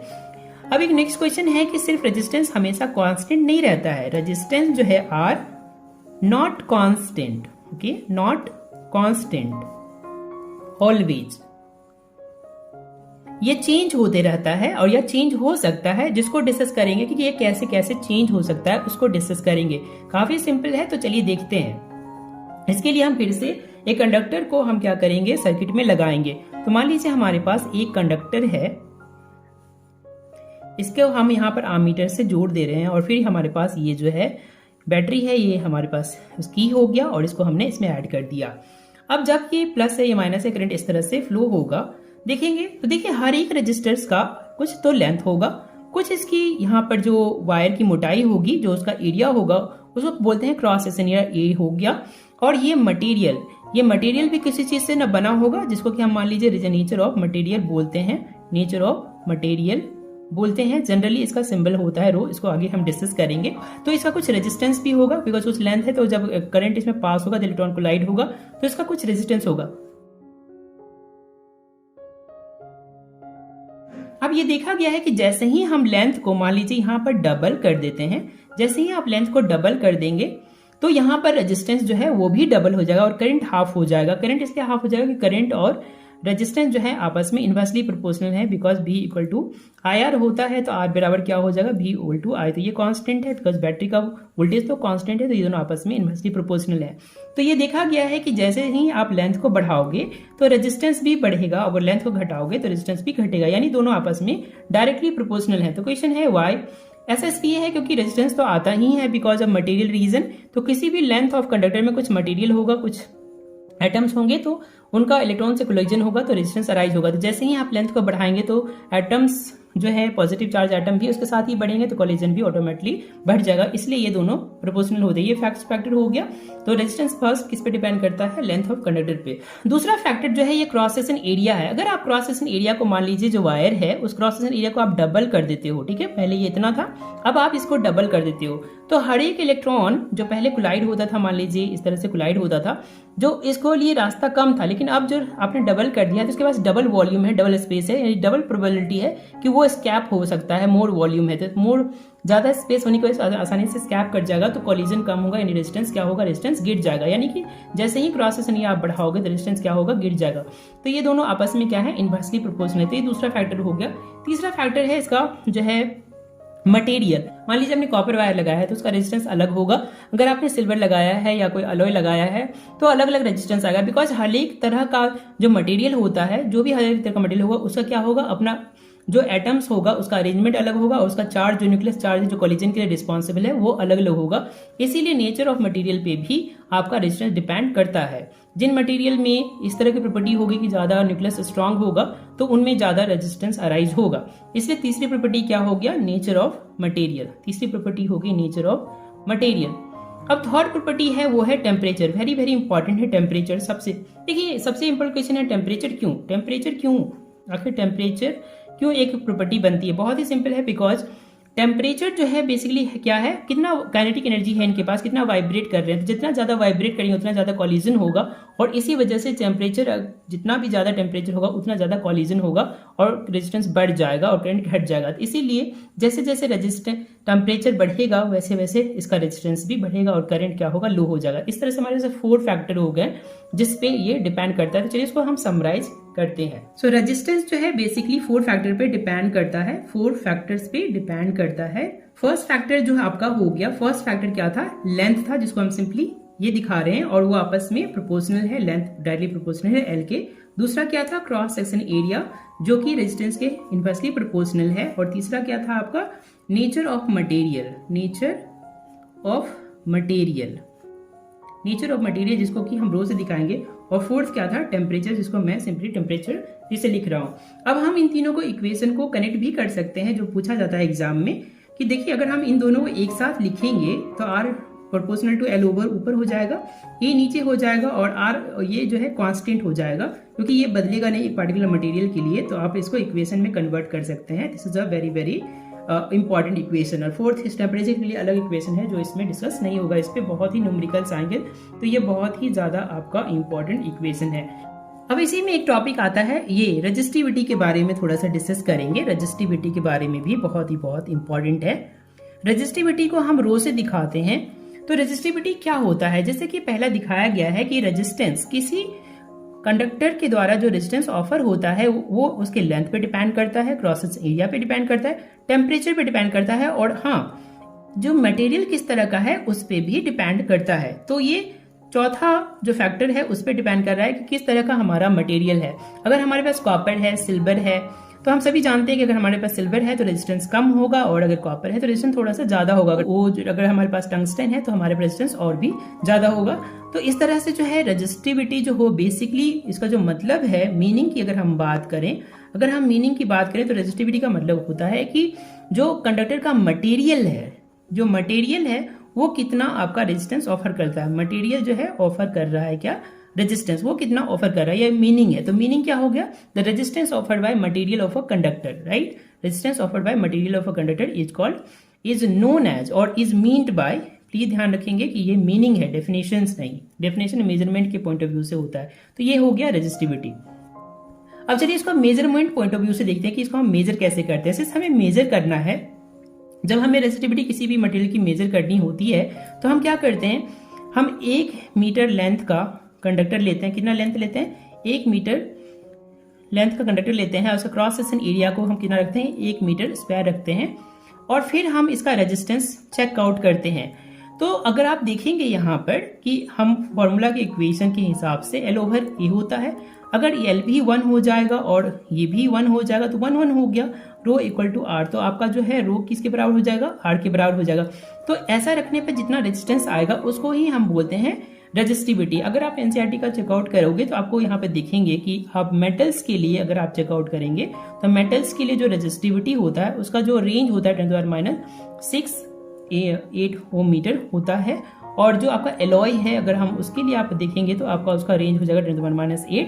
और अगर इंसुलेटर के लिए हम बात करेंगे कि हर 1 मीटर और 1 मीटर क्रॉस सेक्शन में कितना रेजिस्टेंस ऑफर करेगा इंसुलेटर्स, तो आप देखोगे कि उसका आता है 10⁻+12 से 10⁻17 ओम मीटर होता है। ओम मीटर जो है रेजिस्टिविटी का जो है ऐसा यूनिट है, आप इसको आराम से इक्वेशन में रख के देख सकते हैं। रेजिस्टिविटी किन फैक्टर पे डिपेंड्स करता है, कौन से फैक्टर पे रेजिस्टिविटी डिपेंड करता है। रेजिस्टिविटी मेनली आप इसको देखिए, रेजिस्टिविटी किस पे डिपेंड कर सकता है। सबसे पहले नेचर ऑफ मटेरियल, कॉपर है, सिल्वर है, कौन सा मटेरियल है उस पर डिपेंड करता है। तो पहला तो हो गया कि नेचर ऑफ मटेरियल पे डिपेंड करता है कि रेजिस्टिविटी क्या है, नेचर ऑफ मटेरियल पे। दूसरा, अगर आपके पास कोई भी तरह का मटेरियल है वो रेजिस्टेंस को उसका वो जो रेजिस्टेंस ऑफर कर रहा है वो घट और बढ़ सकता है डिपेंडिंग कि वो कितना वाइब्रेट कर रहा है। और वाइब्रेशन किस पे डिपेंड करता है, अगेन टेम्परेचर पे डिपेंड करता है। अगर टेम्परेचर हाई होगा तो वाइब्रेशन बढ़ जाएगा और आपका ज्यादा रेजिस्टेंस ऑफर होगा। तो दूसरा जो इंपॉर्टेंट है वो है टेम्परेचर, इसको ध्यान रखेंगे, काफी वेरी वेरी इंपॉर्टेंट है, बहुत बार एग्जाम में पूछा गया है।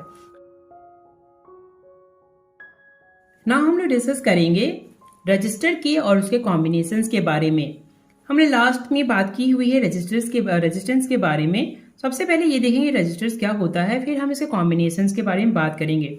सोर्सेस हमने लास्ट देखा हुआ है कि जब किसी कंडक्टर को हम सर्किट में लगाते हैं, जब हम किसी कंडक्टर को सर्किट में लगाते हैं तो जब इस पे वोल्टेज होता है, कुछ बैटरी लगाई तो उससे कुछ वो जो वोल्टेज होगा उससे कुछ में इसमें करंट फ्लो होगा, और जब ये करंट इसमें फ्लो होगा तो ये कुछ रेजिस्टेंस ऑफर करेगी। अब डिपेंडिंग अपॉन कि ये मटेरियल कौन सा है उसके हिसाब से रेजिस्टेंस ज्यादा और कम हो सकता है।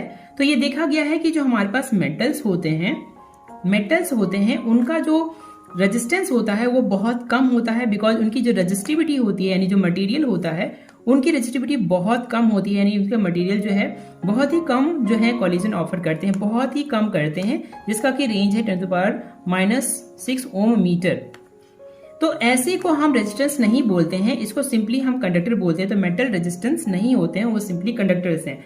लेकिन दूसरे तरह का भी कंडक्टर्स होता है जिससे करंट पास होता है, वो होते हैं अलॉयज, जैसे कि हो गया नाइक्रोम हो गया, मैग्नीन हो गया, ये सब जो है आपके अलॉयज है। अलॉयज जो है ज्यादा रेजिस्टेंस ऑफर करते हैं, उनके मटेरियल इनकी रेजिस्टिविटी जो होती है हाई होती है, 10⁻⁸ ओम का होता है। आई एम सॉरी हियर, यहाँ पर जो है आपका ये मेटल का होगा और ये अलॉय का होगा। I am extremely sorry. तो इस तरह से सिंस अलॉयज में रेजिस्टेंस अलॉय की रेजिस्टिविटी हाई होती है, यानी वो अच्छा खासा रेजिस्टेंस ऑफर करते हैं, इसलिए इनको बोलते हैं, अलॉय को ही हम बोलते हैं वास्तव में रजिस्टर्स। अब हमारे पास जो सर्किट होता है उसमें हम एक नहीं बहुत तरह के रेजिस्टर लगाते हैं, जैसे हमारा मोबाइल है, लैपटॉप है, या हमारे पास अदर दूसरे डिवाइसेस होते हैं घर में, जितने बहुत सारे कंपोनेंट हम डिवाइसेस, कंडक्टर, बहुत तरह के इलेक्ट्रिक अप्लायंसेस यूज करते हैं, तो उनमें हम एक सर्किट में ही बहुत तरह के रेजिस्टर्स लगाते हैं। तो हम यहाँ देखेंगे कि कौन से तरीके हैं, कितने तरीकों से जो है हम डिवाइसेस को यानी रजिस्टर को हम सर्किट में लगाते हैं। तो मेनली दो तरीके होते हैं, एक होता है सिंपलेस्ट, दो तरीके होते हैं, एक होता है सीरीज में कनेक्ट करना, दूसरा पैरेलल में होता है, और हम कॉम्प्लेक्स केसेस में उसको मिक्स वर्जन भी करते हैं। तो हम लोग पहले देखेंगे सीरीज क्या होता है, फिर पैरेलल क्या होता है, फिर हम उसके मिक्स वर्जन को भी चेकआउट करेंगे। तो दो तरह के मेनली होते हैं, एक होता है सीरीज कॉम्बिनेशन ऑफ रजिस्टर्स होते हैं, और दूसरा होता है पैरेलल कॉम्बिनेशन। सबसे पहले हम ये देख लेते हैं पैरेलल कॉम्बिनेशंस। सबसे पहले हम देखते हैं कि सीरीज और पैरेलल क्या मतलब होता है, फिर हम उनके आगे प्रॉपर्टीज के बारे में डिस्कस करेंगे। सपोज करिए हमारे पास एक रजिस्टर्स है, रजिस्टर का ये सिंबल होता है, तो हम इसको डिवाइस में कैसे कनेक्ट कर सकते हैं? बहुत ही सिंपल है, सिंस एक ही डिवाइस है तो हमारे पास कोई रास्ता नहीं है, हम सिंपली उसको बैटरी से कनेक्ट करेंगे ना। तो ये किसी तरह कॉम्बिनेशन नहीं है, क्योंकि कॉम्बिनेशन होने के लिए कम से कम दो तरह का अरेंजमेंट होने के लिए कम से कम हमारे पास दो रजिस्टर होना चाहिए। तो यहाँ एक ही रजिस्टर है तो एक ही ऑप्शन है, तो ना ये अभी सीरीज में है ना ही पैरेलल में है। लेकिन अगर हम मान लीजिए हमारे पास दो रजिस्टर्स होता है, अगर हमारे पास दो रजिस्टर्स हैं तो हम उसको कितने तरीकों से अरेंज कर सकते हैं? तो आंसर है दो तरीकों से। सबसे पहले हम दोनों को इसमें इंटू इंट जोड़ सकते हैं, इस तरह से इंटू इंट जोड़ सकते हैं, और आप इसको क्या कर सकते हैं, आप अपने सर्किट में लगा सकते हैं। एक तरह का तरीका हो गया। दूसरा तरीका है कि हम इसको आगे पीछे लगा सकते हैं, कि आपने एक सर्किट लगाया, ये अपना बैटरी से आपने लगा दिया, ठीक है। अब दूसरा को अपना दूसरा जो है उसको भी आप आराम से कहीं पर भी एक कॉर्नर यहाँ लगा दीजिए, एक कॉर्नर यहाँ लगा दीजिए। अब यहाँ इस पे ध्यान दीजिए, इसमें करंट कितने रास्तों से जा सकता है? तो जो करंट है उसमें एक वायर है, और ये वायर इससे भी कनेक्टेड है, और सेम वायर इससे कनेक्टेड है। तो इसको इसमें पास होने के लिए पहले इसको इससे पास होना होगा, फिर वो वापस करंट आ जाएगा। यानी कि ओनली वन पाथ है करंट फ्लो होने के लिए। करंट फ्लो होने का कितना पाथ है? One path, one single path है। तो ये कॉम्बिनेशन जो होता है सीरीज कॉम्बिनेशन होता है। और ये जहां पर आप देख सकते हैं कि जब ये बैटरी से वोल्टेज करंट पास, बैटरी जो करंट प्रोड्यूस करेगा उस करंट जो है कुछ करंट इसमें जाएगा, बिकॉज करंट के लिए यहाँ फ्लो होने का रास्ता है, तो करंट इससे फ्लो हो जाएगा, और ये करंट इससे फ्लो होगा क्योंकि ये भी क्लोज सर्किट है और इससे भी पास होगा। तो जब एक से ज्यादा रास्ता हो, मोर देन वन पाथ है करंट फ्लो होने का, पाथ होने का, तब हमारा ये कॉम्बिनेशन कैसा होता है? तब हम उसको बोलते हैं पैरेलल कॉम्बिनेशंस। इसी तरह से हम इस आइडिया को कितने भी नंबर ऑफ सर्किट के लिए बढ़ा सकते हैं। लेकिन मान लीजिए कि 3 सर्किट आपको पढ़ना है, 3 रजिस्टर का पढ़ना है ज्यादा से ज्यादा, 3 रजिस्टर को अगर आप कॉम्बिनेशन में लगाएंगे तो इस तरह से हुआ, तो ये आपका हो गया सीरीज कॉम्बिनेशन। अगर हम इसी को अगर हम पैरेलल से लगाएंगे तो ऐसे लगा सकते हैं, फिर हम मान लीजिए ऐसे लगा सकते हैं, ठीक है ना, फिर हम चाहेंगे तो फिर ऐसे भी लगा देंगे। तो ये सभी को ध्यान से देख सकते हैं कि यहाँ पर करंट जब यहाँ से पास होगा तो कुछ इसमें पास होगा, फिर कुछ इसमें, तो तीनों में करंट बैठ जाएगा। तो ये पैरेलल हो गया और ये सीरीज हो गया। तो इतना तो मतलब समझ में आ गया कि सीरीज और पैरेलल क्या होता है। सीरीज ऐसा कॉम्बिनेशन होता है जिसमें सेम करंट पास होने का ही पाथ होता है, उसको सीरीज बोलते हैं। जब एक से ज्यादा पाथ होता है करंट फ्लो करने का होने का, तो उसको बोलते हैं पैरेलल कॉम्बिनेशंस। ना हम डिस्कस करेंगे कि सीरीज कॉम्बिनेशंस में जब हम रजिस्टर्स को लगाते हैं, डिफरेंट रजिस्टर्स को लगाते हैं, तो उनकी क्या प्रॉपर्टीज होती है, उसमें किस तरह से वोल्टेज, करंट और रेजिस्टेंस जो कि प्रॉपर्टी किस तरह से वैरी करती है, हमारे पास किस तरह से इक्वेशंस चेंज होते हैं, उसको डिस्कस करेंगे। तो चलिए देखते हैं यहाँ पर। तो मान लीजिए हमारे पास एक बैटरी है और हमने बैटरी को कुछ सीरीज वाले रजिस्टर से लगाया हुआ है। तो हमने कुछ सीरीज वाले रजिस्टर से लगाया हुआ है। तो मान लीजिए ये पहला रेजिस्टेंस है R1 और ये पहला R2 है और फिर ये R3 है। सिंस यहाँ पे कुछ वोल्टेज है, मान लीजिए 12 वोल्ट आपकी बैटरी है, और यहाँ पर आप देखेंगे, मान लीजिए 2 मिनट के लिए इसको आप ढक देंगे, तो निश्चित रूप से जब इसमें कुछ वोल्टेज है तो यहाँ पर कुछ पूरे सर्किट में कुछ रेजिस्टेंस आएगा, तो इसमें कुछ करंट भी आएगा। तो मान लीजिए 2 एम्पियर आपका करंट आता है। तब जो है यहाँ पर आप देख सकते हैं कि ओम्स लॉ के हिसाब से I इक्वल टू R होता है। तो अगर आप R निकालना चाहेंगे पूरे सर्किट का, C फॉर पूरा सर्किट, तो V इक्वल टू I हो जाएगा। तो V कितना है? 12 है और ये 2 होगा, यानी कि हमारे पास 6 ओम हमारे पास रेजिस्टेंस है। यानी कि अब जब आप ओपन करेंगे तो हमारे पास 3 रजिस्टर्स है, यानी 3 रजिस्टर आपस में इस तरह से बिहेव करने चाहिए कि हमारा टोटल रेजिस्टेंस कितना आना चाहिए? 6। तो हम यहाँ डिस्कस करेंगे कि रजिस्टर किस तरह से आपस में काम करते हैं कि हमारा जो रेजिस्टेंस है 6 आता है। तो यहाँ पर 1 बाय 1 हम डिस्कस करेंगे कि इस पूरे में वोल्टेज किस तरह से वैरी होता है, करंट किस तरह से वैरी होता है, ओवरऑल रेजिस्टेंस किस तरह से वैरी होता है। तो 1 बाय 1 हम लोग डिस्कस करते हैं। सबसे पहले जो सिंपलेस्ट पॉइंट है, करंट को डिस्कस करते हैं। तो करंट मान लीजिए यहाँ पे 2 एम्पियर है, तो आपको क्या लगता है करंट जो है, मान लीजिए इसको I1 देते हैं, जो करंट इससे पास होगा उसको I2 नाम देते हैं, और जो करंट इससे पास होगा उसको I3 नाम देते हैं। तो आपको क्या लगता है करंट सेम होगा या अलग अलग होगा? तो आंसर है सेम करंट होगा, बिकॉज करंट जाने का एक ही रास्ता है, और करंट बराबर क्या होता है Q/T।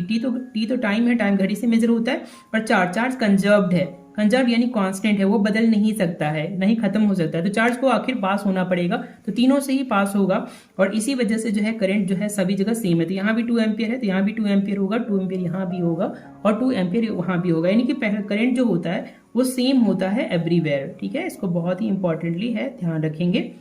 तो this is current equal to I1 equal to I2 और इक्वल टू I3 हो गया। अब बात करेंगे वोल्टेज के बारे में। वोल्टेज क्या है? कितनी एनर्जी चार्ज को दी जा रही है। एनर्जी तो कांस्टेंट है, एनर्जी कंजर्व, एनर्जी ना तो डिक्रीज हो सकती है, ना इंक्रीज हो सकती है, ना तो कंजर्व, ना तो डिस्ट्रॉय हो सकती है, ना तो जनरेट हो सकती है। तो एनर्जी जो है हमेशा कंजर्व रहती है। तो जितना 6 वोल्ट आपका करंट आया है, तो सिंस आप देख सकते हैं कि वोल्टेज बराबर क्या होता है I इक्वल टू R। तो जैसे ही आपका ये इलेक्ट्रॉन यहाँ से चार्ज पार्टिकल मूव करेगा, तो यहाँ पर कुछ एनर्जी स्पेंड हुआ, नहीं है कुछ वर्क डन करेगा उस चार्ज पर, तो वो उसकी वोल्टेज हो जाएगा। तो ये इसका वोल्टेज हो जाएगा V1। फिर ये सिमिलरली ये जब चार्ज पार्टिकल इसे मूव करेगा, तो ये इस पर फोर्स लगाएगा, कुछ वर्क डन करेगा यहाँ से यहाँ चार्ज पर, तो ये उसका वर्क डन पोटेंशियल हो जाएगा, और ये उसका पोटेंशियल होगा, यानी कि जो 12 वोल्ट पोटेंशियल है या जो भी पोटेंशियल है वो इसमें बढ़ जाएगा, कुछ V1 में, कुछ V2 में और कुछ V3 में। तो इस तरह से आप देख सकते हैं कि वोल्टेज जो है तीनों में बढ़ जाता है, और वो डिपेंड करता है सिर्फ कितना रेजिस्टेंस है, बिकॉज वोल्टेज इक्वल टू क्या होता है IR। आई तो सब में सेम ही है, तो कितना वोल्टेज होगा डिपेंड करता है रेजिस्टेंस। ज्यादा रेजिस्टेंस मतलब ज्यादा कॉलिजन, तो ज्यादा वर्क डन, यानी ज्यादा एनर्जी वो यूटिलाइज कर पाएगा। इस तरह से टोटल वोल्टेज है सर्किट का वो V1 plus V2 plus V3 के बराबर होगा, यानी कि जो टोटल वोल्टेज है वो तीनों में स्पेंड हो जाएगा। तो अगर हम तीनों वोल्टेज को जोड़ेंगे तो हमें ये वोल्टेज मिल जाएगा। अब लास्ट में आते हैं रेजिस्टेंस। रेजिस्टेंस किस तरह से बिहेव करेगा? तो हमारा जो टोटल रेजिस्टेंस था ये RSS और R, वो किसके बराबर होगा? तो बहुत ही सिंपल है, सिंस ये जो है तीनों के सम के बराबर हो जाएगा, R1 plus R2 plus R3। ऐसा क्यों होगा? इसलिए क्योंकि हम जानते हैं कि रेजिस्टेंस डायरेक्टली प्रोपोर्शनल होता है लेंथ के। तो यहाँ से यहाँ पर आप देख सकते हैं कि कुछ रेजिस्टेंस है, अब यहाँ पर भी तो कुछ लेंथ है, तो यहाँ पर भी रेजिस्टेंस ऑफर होगा, फिर यहाँ पर भी लेंथ ऑफर होगा। तो यानी कि एक सेम ही चार्ज पार्टिकल को कितनी ही बार जो है कोलिजन झेलना पड़ेगा, सफर करना होगा, यानी कि रेजिस्टेंस जो है वो प्रोपोर्शनल होगा, इसलिए तीनों का सम हो जाएगा। तो इस तरह से ये 3 इक्वेशन बहुत इंपॉर्टेंट है। तो सीरीज में हम रिव्यू कर लेते हैं। सीरीज में जो है करंट सेम रहता है, वोल्टेज सम हो जाता है, और जो टोटल करंट रेजिस्टेंस है वो भी सम हो जाता है। इसके बाद यहाँ पे इक्वेशंस एग्जाम में 2 रेजिस्टर्स या 3 रेजिस्टर्स के लिए ये इक्वेशन डिराइव करने आता है। तो चलिए इसको डिराइव कर लेते हैं। इसके लिए जस्ट 1 मिनट टाइम चाहिए। तो मान लीजिए हमारे पास 3 रेजिस्टर्स हैं, और तीनों रेजिस्टर्स जो है हमारे पास सीरीज में लगे हुए हैं। आप इसे कॉपी लगा के नोट कर सकते हैं। तो मान लीजिए ये R1 है, ये R2 है और ये R3 है। इसमें करंट मान लीजिए I1 पास हो रहा है, इसमें I2 पास हो रहा है, इसमें I3, और इसका वोल्टेज V1 है, इसका वोल्टेज V2 है, इसका V3 है, और ये इस तरह से हो गया, और ये टोटल वोल्टेज है, और ये करंट आपका पास हो रहा है। अब हम जानते हैं कि इन सीरीज कॉम्बिनेशन में करंट सभी जगह पर सेम होता है, I1 equal to I2 plus equal to I3। लेकिन वोल्टेज जो होता है, टोटल वोल्टेज जो होता है सीरीज, एज फॉर सीरीज, वो होता है V1 plus V2 plus V3 के।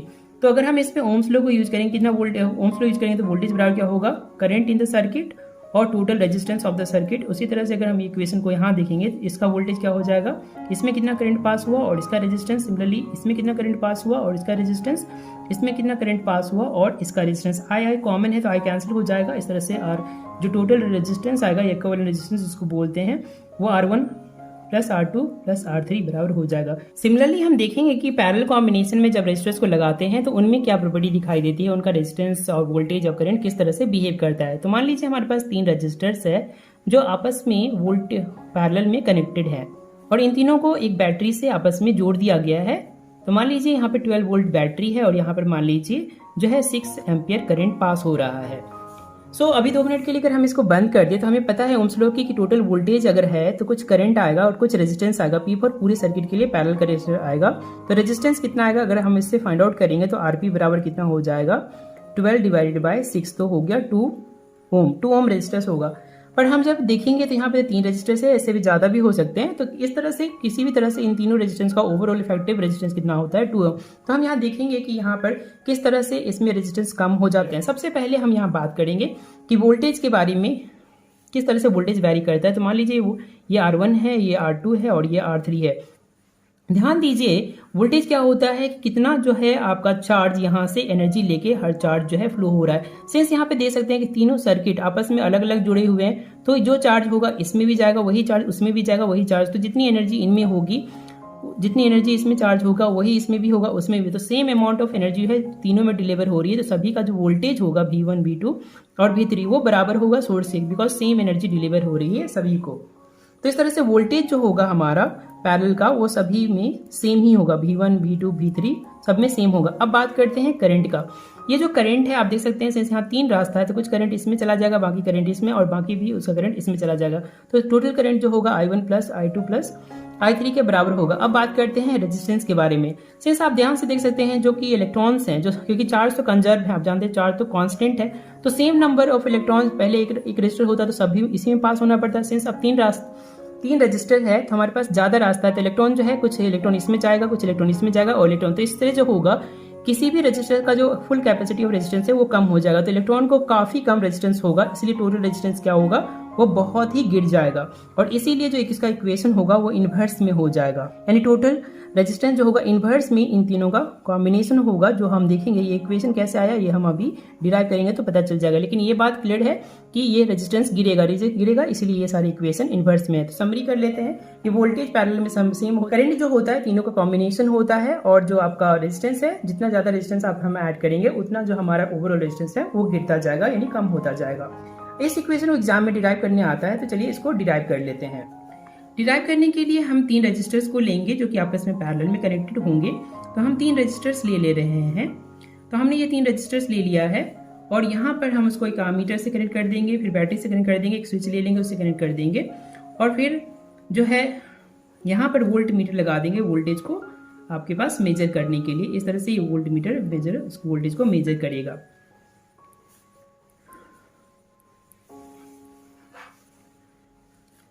ओके, सो चलिए अब हम डिराइव करते हैं। मान लीजिए ये R1 है या R2 है या R3 है, इसमें वोल्टेज सेम ही होता है, सो करंट I1 मान लीजिए, इसमें I2 और ये I3।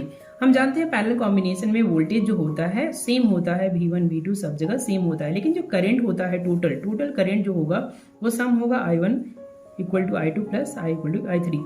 अब हम इसमें ओम्स लॉ लगाएंगे तो हमें पता चलेगा कि ये Ohm's law equal two ohm के हिसाब से जो होगा करंट बराबर क्या होगा, वोल्टेज डिवाइडेड बाय रेजिस्टेंस। तो सिमिलरली अगर हम इसमें भी करेंगे तो करंट जो है इसमें फ्लो हो रहा है वो वोल्टेज इसमें जितना है डिवाइडेड बाय उसका रेजिस्टेंस कितना है उसको ऐड करेंगे। सिमिलरली इसमें कितना वोल्टेज होगा, इसका कितना, इसमें रेजिस्टेंस होगा कितना, इसका वोल्टेज है सेम वोल्टेज है, और फिर उसका रेजिस्टेंस। सिमिलरली इसमें वोल्टेज जितना है और उसका रेजिस्टेंस, देखिए वोल्टेज सब जब कॉमन है तो वो कैंसिल आउट हो जाएगा। इस तरह से जो हमारे पास इक्वेशन आता है वो हो गया R over P equal to R over R1 plus 1 over R2 plus 1 over R3। तो इस तरह से ये जो है रेजिस्टेंस भी कॉम्बिनेशन हो गया। सबसे इंपॉर्टेंट ध्यान देने वाली बात है कि जैसे जैसे आप जितनी चीज़ों को सीरीज में लगाओगे उतना रेजिस्टेंस बढ़ता जाएगा, जो कि पैरेलल में लगाने से जो रेजिस्टेंस घटता जाता है। ये वेरी इंपॉर्टेंट पॉइंट है, तो इसको ध्यान रखिए।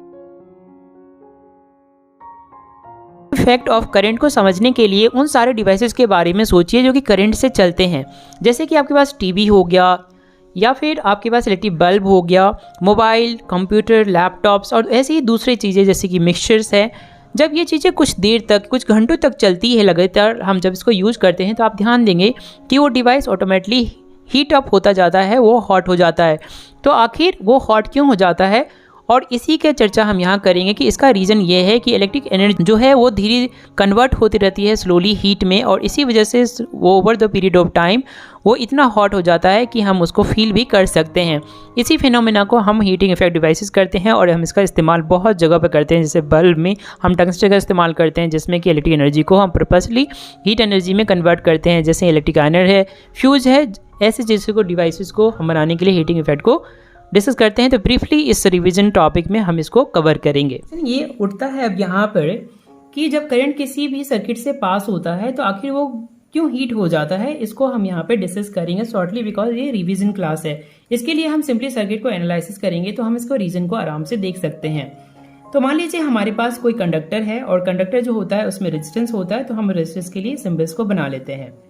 जैसा कि हम जानते हैं कि बैटरी जो है वोल्टेज प्रोवाइड करती है, यानी एनर्जी प्रोवाइड करती है, और जब ये एनर्जी चार्ज पार्टिकल अपने साथ लेकर जाता है, तो चार्ज पार्टिकल जैसे अपने साथ लेकर जाएगा तो उसको इस कंडक्टर से होकर गुजरना पड़ेगा। जैसे कि अगर हम इसके बड़े पिक्चर में देखेंगे तो हमें ये पता देखेंगे तो हमें दिखाई देगा कि यहाँ पर जो है बहुत सारे पॉजिटिव चार्ज हैं जिनका फोर्स ऑफ अट्रैक्शन जो है इलेक्ट्रॉन्स के लिए वो काफी ज्यादा होता है।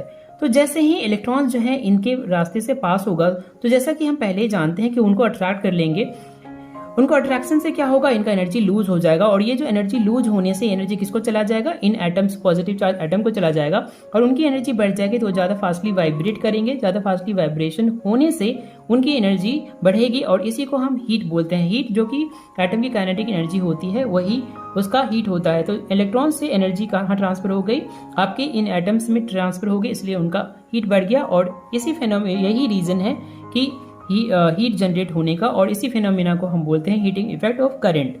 इसके लिए हमारे पास जो फॉर्मूला आता है स्क्वायर RT, इसको कि हम joules law of heating effect भी बोलते हैं, जो एग्जाम में पूछा जाता है कि joules law of heating effect क्या होता है। तो joules law of heating effect के अनुसार बहुत ही सिंपल है, जो हीट प्रोड्यूस होता है करंट पास करने पर वह स्क्वायर ऑफ करंट होता है टाइम्स रेजिस्टेंस, और टाइम कितने समय के लिए वो करंट पास हुआ है उस रेजिस्टर के थ्रू उसके डिपेंड होता है। अब हम इस इक्वेशन को डिराइव करेंगे, फिर हम उसे कुछ एप्लीकेशंस को डिस्कस करेंगे। डिराइव करेंगे इक्वेशन के लिए हम सर्किट बना लेंगे। तो हमारे पास ये एक रेजिस्टर्स है जो एक बैटरी से कनेक्टेड होगा। हम यहाँ कंजर्वेशन ऑफ एनर्जी का इस्तेमाल करेंगे। तो मान लीजिए हमारे पास कुछ वोल्टेज है, इससे यहाँ कुछ चार्ज जो है ये फ्लो होना स्टार्ट होगी कुछ टाइम के साथ, जिसको कि हम करंट बोलेंगे। तो ये करंट यहाँ से पास होगा। अब हम एनर्जी कंजर्वेशन से जानते हैं कि जो यहाँ हीट प्रोड्यूस होगा उसका सोर्स कहीं ना कहीं होना चाहिए। तो सोर्स क्या है, बैटरी का यही वोल्टेज है। तो जैसे ही चार्ज यहाँ पास होगी तो हम जानते हैं कि ये अपोजिट डायरेक्शन में फोर्स एक्सर्ट करेगा जिससे वर्क डन होगा। तो इस चार्ज को यहाँ से यहाँ ले जाने में कुछ वर्क डन होगा जो कि वोल्टेज के बराबर होगा, जो कि बराबर किसके होगा, वोल्टेज के बराबर होगा। हम ये भी जानते हैं इस चार्ज को यहाँ से यहाँ ले जाने में कुछ टाइम लगेगा जो कि करंट है। अब हम बाय कंजर्वेशन ऑफ एनर्जी ये जानते हैं कि जो हमारा हीट प्रोड्यूस हुआ है वो बराबर किसके है, वर्क डन के, और वर्क डन के बराबर क्या हो जाएगा, W इंटू P होगा, बिकॉज V बराबर क्या होता है आपका W ओवर Q होता है। तो उम्मीद है आपको समझ में आया कि W ओवर VQ होगा। अब हम ये जानते हैं यहाँ पर कि जो करंट है कि इसको हम टाइम के साथ रिलेट करेंगे, क्योंकि हम ये जो जानना चाहते हैं कितना आपका हीट प्रोड्यूस होगा टाइम के साथ, तो टाइम से रिलेट करेंगे। तो हम जानते हैं जो चार्ज टाइम के साथ पास हुआ है टाइम में उसको करंट बोलते हैं। तो अगर हम चार्ज को करंट में कन्वर्ट करेंगे तो VIT होगा, बिकॉज करंट बराबर क्या होता है, Q ओवर T। तो ये हमारे पास एक इक्वेशन आ गया और ये हमारा जो हीट का एक इक्वेशन होता है, ये भी काफी इस्तेमाल होता है। इसको हम फर्दर अगर कन्वर्ट करेंगे यहाँ पर तो ओम्स लॉ के हिसाब से ये होगा IR, और इस तरह से जो हमारा फाइनल इक्वेशन होगा वो होगा I स्क्वायर R। तो इस तरह से जो है हमारा वर्क डन जो है ये हमारा आज I स्क्वायर RT के बराबर हो गया। अब हम कुछ एप्लीकेशंस को यहाँ पे डिस्कस करेंगे। मेनली दो एप्लीकेशन होता है कि हम बल्ब में टंगस्टन का इस्तेमाल क्यों करते हैं, और दूसरा होता है फ्यूज के बारे में कि फ्यूज में हम लीड और टीन का इस्तेमाल करते हैं, से बना एक अलॉय इस्तेमाल करते हैं, ऐसा क्यों है। पिछले टॉपिक में बात कर चुके हैं कि रेजिस्टेंस क्या होता है और यहाँ हम बात कर चुके हैं हीट बराबर होता है I स्क्वायर RT। आप यहाँ देख सकते हैं किसी कंडक्टर के लिए करंट और टाइम तो सेम ही रहेगा, डिफरेंस जो होगा रेजिस्टेंस। और हम जानते हैं रेजिस्टेंस का इक्वेशन होता है R equal to L over A।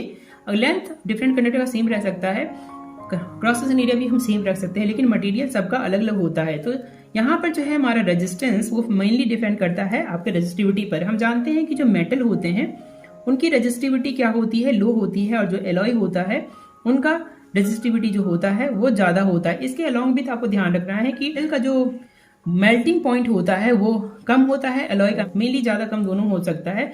और ये इंपॉर्टेंट बात है कि एलॉय जो है केमिकली रिएक्ट नहीं होते हैं ऑक्सीजन से, तो ऑक्सीजन से जल्दी रिएक्ट नहीं होते हैं, नॉट रिएक्ट, यानी कि ऑक्सीजन से रिएक्ट नहीं करेंगे तो इनमें क्या होगा, ये ऑक्सीडेंट रेजिस्टेंस होंगे, यानी कि ऑक्साइड नहीं बनाएंगे, not form oxide.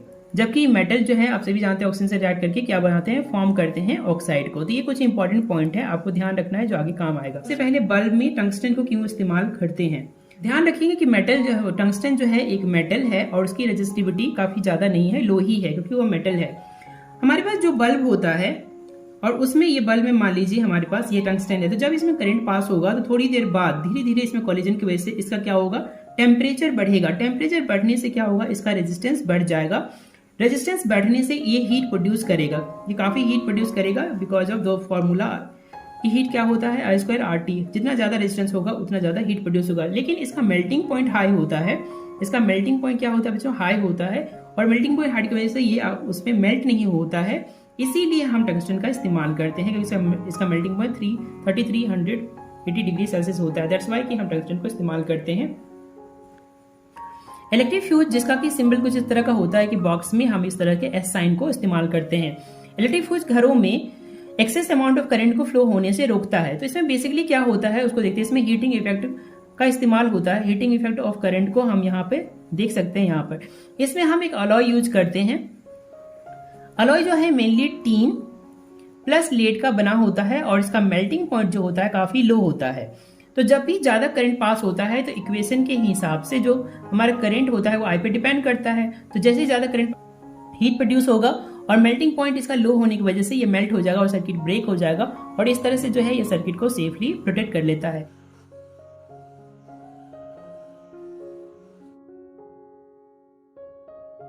Electric power क्या होता है, हम यहाँ पे एक बहुत ही सिंपली इंट्रोडक्शन से बात करते हैं। सिंस ये रिवीजन क्लास है तो हम यहाँ पे ब्रीफली इंट्रोड्यूस करेंगे इलेक्ट्रिक पावर है, जिस ताकि आपको कॉन्सेप्ट आपको समझ में आ जाए। हमारे पास बहुत तरह के डिवाइसेस होते हैं, जैसे फॉर एग्जांपल कि आपका बल्ब होगा और आपके फ्रेंड का बल्ब होगा, या आपके रूम में अलग अलग रूम में बल्ब होंगे, लेकिन कोई बल्ब ज्यादा लाइट देता है, कोई कम लाइट देता है। ऐसा क्यों होता है? बिकॉज अलग अलग जो बल्ब है वो जो इलेक्ट्रिक एनर्जी है उसको जो लाइट में कन्वर्ट करती है, उसको कन्वर्ट करने का जो स्पीड है वो सेम नहीं है।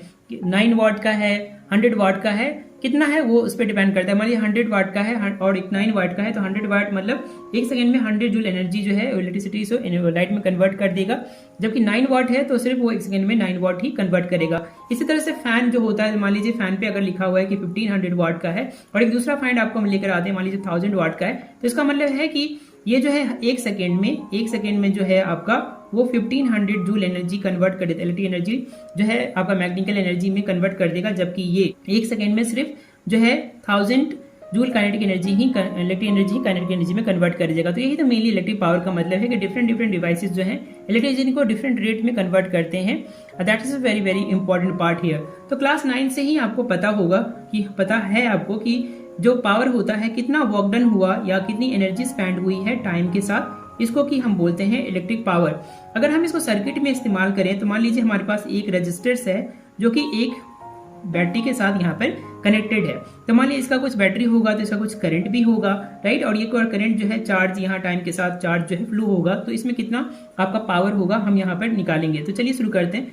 तो यहाँ पर जो वोल्टेज है, ये चार्ज है, चार्ज यहाँ से पास होगा, तो हम सभी जानते हैं जैसे ही चार्ज यहाँ से पास होगा तो उनको रेजिस्टेंस फेस करना पड़ेगा। तो कुछ वर्क डन होगा इस चार्ज को यहाँ से यहाँ तक ले जाने में। जितना वर्क डन होगा तो वर्क डन ओवर चार्ज वो क्या होता है, वोल्टेज, जो इसके बराबर होगा। और टाइम के साथ कितना टाइम, अगर टाइम के साथ अगर हम बात करें तो टाइम के साथ जो है चार्ज जितना फ्लो होगा उसको क्या बोलते हैं, करंट। तो अगर आप यहाँ पर थोड़ा सा मैनिपुलेट करेंगे तो आपको पता चल जाएगा कि जो टोटल टाइम के साथ जो टोटल आपका करंट पास होगा वो आपका क्या होगा जाएगा, इन दोनों का प्रोडक्ट होगा, यानी कि VI होगा। तो करंट जो आपका पावर होगा VI होगा। तो चलिए हम इसको कन्वर्ट करके आपको वहां से दिखा देते हैं। तो हमारा जो यहाँ पर वर्क डन होगा, तो वर्क डन बराबर क्या होता है, वोल्टेज इंटू क्यू होता है, बिकॉज वोल्टेज बराबर होता है W ओवर क्यू। तो W बराबर क्या होगा, cross multiplication of this one into time. तो ये हो गया वोल्टेज और ये वाला पार्ट क्या हो गया आपका करंट, जैसा कि मैंने आपको बताया था। तो ये दूसरा इक्वेशन हो गया। तीसरा भी है, मान लीजिए हम बात करते हैं कि कितना जो है रेजिस्टेंस की वजह से ही आपका यहाँ पर जितना वोल्टेज है स्पेंड हुआ है, वर्क डन हुआ है। तो अगर आप रेजिस्टेंस को आप इनकाउंटर में लेंगे तो आपका जो है इक्वेशन चेंज हो जाएगा। तो मान लीजिए यहाँ से यहाँ तक आपने स्पेंड की तो आपका ये वर्क डन हुआ, लेकिन आपको ये पता है कि वोल्टेज बराबर क्या होता है, कितना करंट पास हुआ और इसमें उसका प्रोडक्ट होता है। तो इसमें थोड़ा सा मैनिपुलेशंस करेंगे तो आपको जो फॉर्मूला मिलेगा वो ये होगा, V इक्वल टू क्या हो जाएगा, IR, और ये I तो आपको हो जाएगा I इंटू I स्क्वायर हो जाएगा। तो ये दूसरा इक्वेशन है। तीसरा इक्वेशन है, इस इक्वेशन को अगर हम वोल्टेज के टर्म में भी लिख सकते हैं। यहाँ जितनी एनर्जी इस चार्ज को दी गई है यहाँ पर आप यूटिलाइज हो जाएगा। तो आप यहाँ देख सकते हैं यहाँ पर कि यहाँ पर जो वोल्टेज है, ये जो वोल्टेज है आपका यहाँ पर, और अगर आप करंट जो पास हो रहा है, करंट को अगर कन्वर्ट करेंगे रेजिस्टेंस में तो आपको इक्वेशन में चेंज हो जाएगा। तो जैसे कि equal to V equal to IR था, तो अगर हम वोल्टेज को सेम ही रहने दें, सेम वोल्टेज इस्तेमाल होगा तो सेम ही रहने दें, लेकिन जो करंट जो टाइम के साथ होगा अगर हम उसको अगर चेंज करें ओम्स लॉ से तो हमें ये मिलेगा। तो क्या हो जाएगा, V equal to R, because जो है हमारा V इक्वल टू क्या होता है, IR, तो I इक्वल टू क्या होगा, V ओवर R। तो इस तरह से हमारा ये तीसरा जो है ये भी इक्वेशंस हो गया। तो इस तरह से जो है हमारा पावर हमने समझा पावर जो होता है वर्क या एनर्जी कितना स्पेंड हुआ है टाइम के साथ, और इसके 3 इक्विवेलेंट फॉर्म होते हैं। सबसे पहला P इक्वल टू वी आई सबसे इंपॉर्टेंट, और ये दूसरा और ये तीसरा। क्योंकि अगर सीरीज में पावर किस तरह से चेंज होता है उसको देखेंगे और पैरेलल में कैसे चेंज होता है उसको देखेंगे। तो मान लीजिए सीरीज में हमारे पास कुछ रजिस्टर्स लगे हुए हैं, ठीक है। मान लेते हैं कि हमारे पास 3 रजिस्टर्स यहाँ लगे हुए हैं, ये R1 है, ये R2 है और ये R3। आपको ये पता है कि सब में जो करंट है वो सेम ही होगा, लेकिन जो आपका वोल्टेज है वो सेम नहीं होगा इसमें।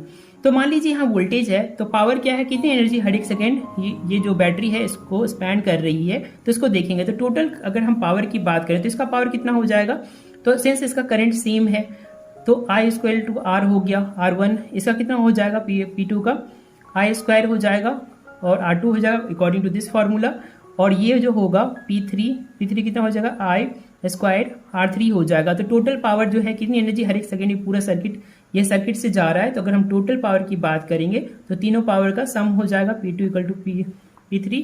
तो अगर हम तीनों को ऐड करेंगे तो आप देख सकते हैं कि I square R1 plus I square R2 और प्लस स्क्वायर R3 हो जाएगा। I सब कॉमन है तो I square R1 plus R2 plus R3।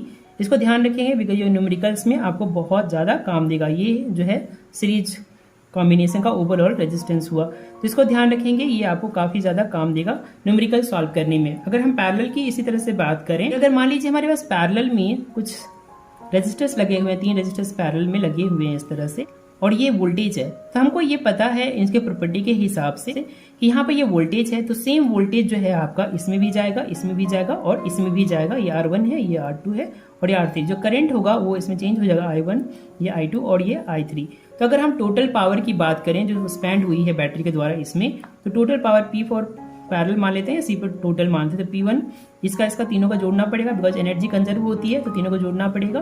तो आपको कितना हो जाएगा V स्क्वायर, इसमें कितना आपका पावर आएगा, पावर इक्वल टू होगा V स्क्वायर ओवर R, क्योंकि V जो है तीनों में कांस्टेंट है। इसका कितना हो जाएगा P2 इक्वल टू हो जाएगा V स्क्वायर ओवर R2 और इसका हो जाएगा P3 equal to V square R3। तो तीनों को आप यहाँ पे रखोगे तो ये V square over R1 plus V square over R2 plus V square over R3 हो गया। V आपके पास कॉमन है, आप इसको बाहर कर सकते हैं। इस तरह से ये R1 प्लस R2 और प्लस ये R3 है, और हम ये जानते हैं कि ये पैरेलल में जितना रेजिस्टेंस होता है उसका इक्विवेलेंट है, तो हम इसको सिंपली RP लिख सकते हैं। बच्चों देखिए, हम यहाँ पर हम अपने सभी घर में हमारे पास हमारा घर होता है, हम घर में बहुत बड़ा सर्किट लगा होता है, हर रूम में बहुत सारे बल्ब लगे होते हैं, पर वहाँ जो पावर है, इलेक्ट्रिक पावर आता है कहाँ से, बाहर से आता है। तो वो बाहर से आता है, कौन प्रोड्यूस करता है, कंपनी प्रोड्यूस करती है, वो प्रोवाइड करती है, तो वो उसका बिल भी पे करना पड़ता है। तो जितनी एनर्जी वो प्रोवाइड करता है उसका हम जो है बिल देते हैं। तो हम यहाँ पे देखेंगे कि हम जो 1 महीने में बिल देते हैं जो भी, वो किस फॉर्मूला पे बेस्ड होता है उसको देखेंगे। तो ये काफी सिंपल इक्वेशन। तो मान लीजिए कि हमारे पास एक डिवाइस है जो कि हमारे पास सोर्स से यहाँ पे जुड़ा हुआ है, तो ये हमारा सोर्स हो गया, और सोर्स सभी जानते हैं यहाँ बैटरी है, पर वहां पर पावर हाउस होता है इन प्रैक्टिकल।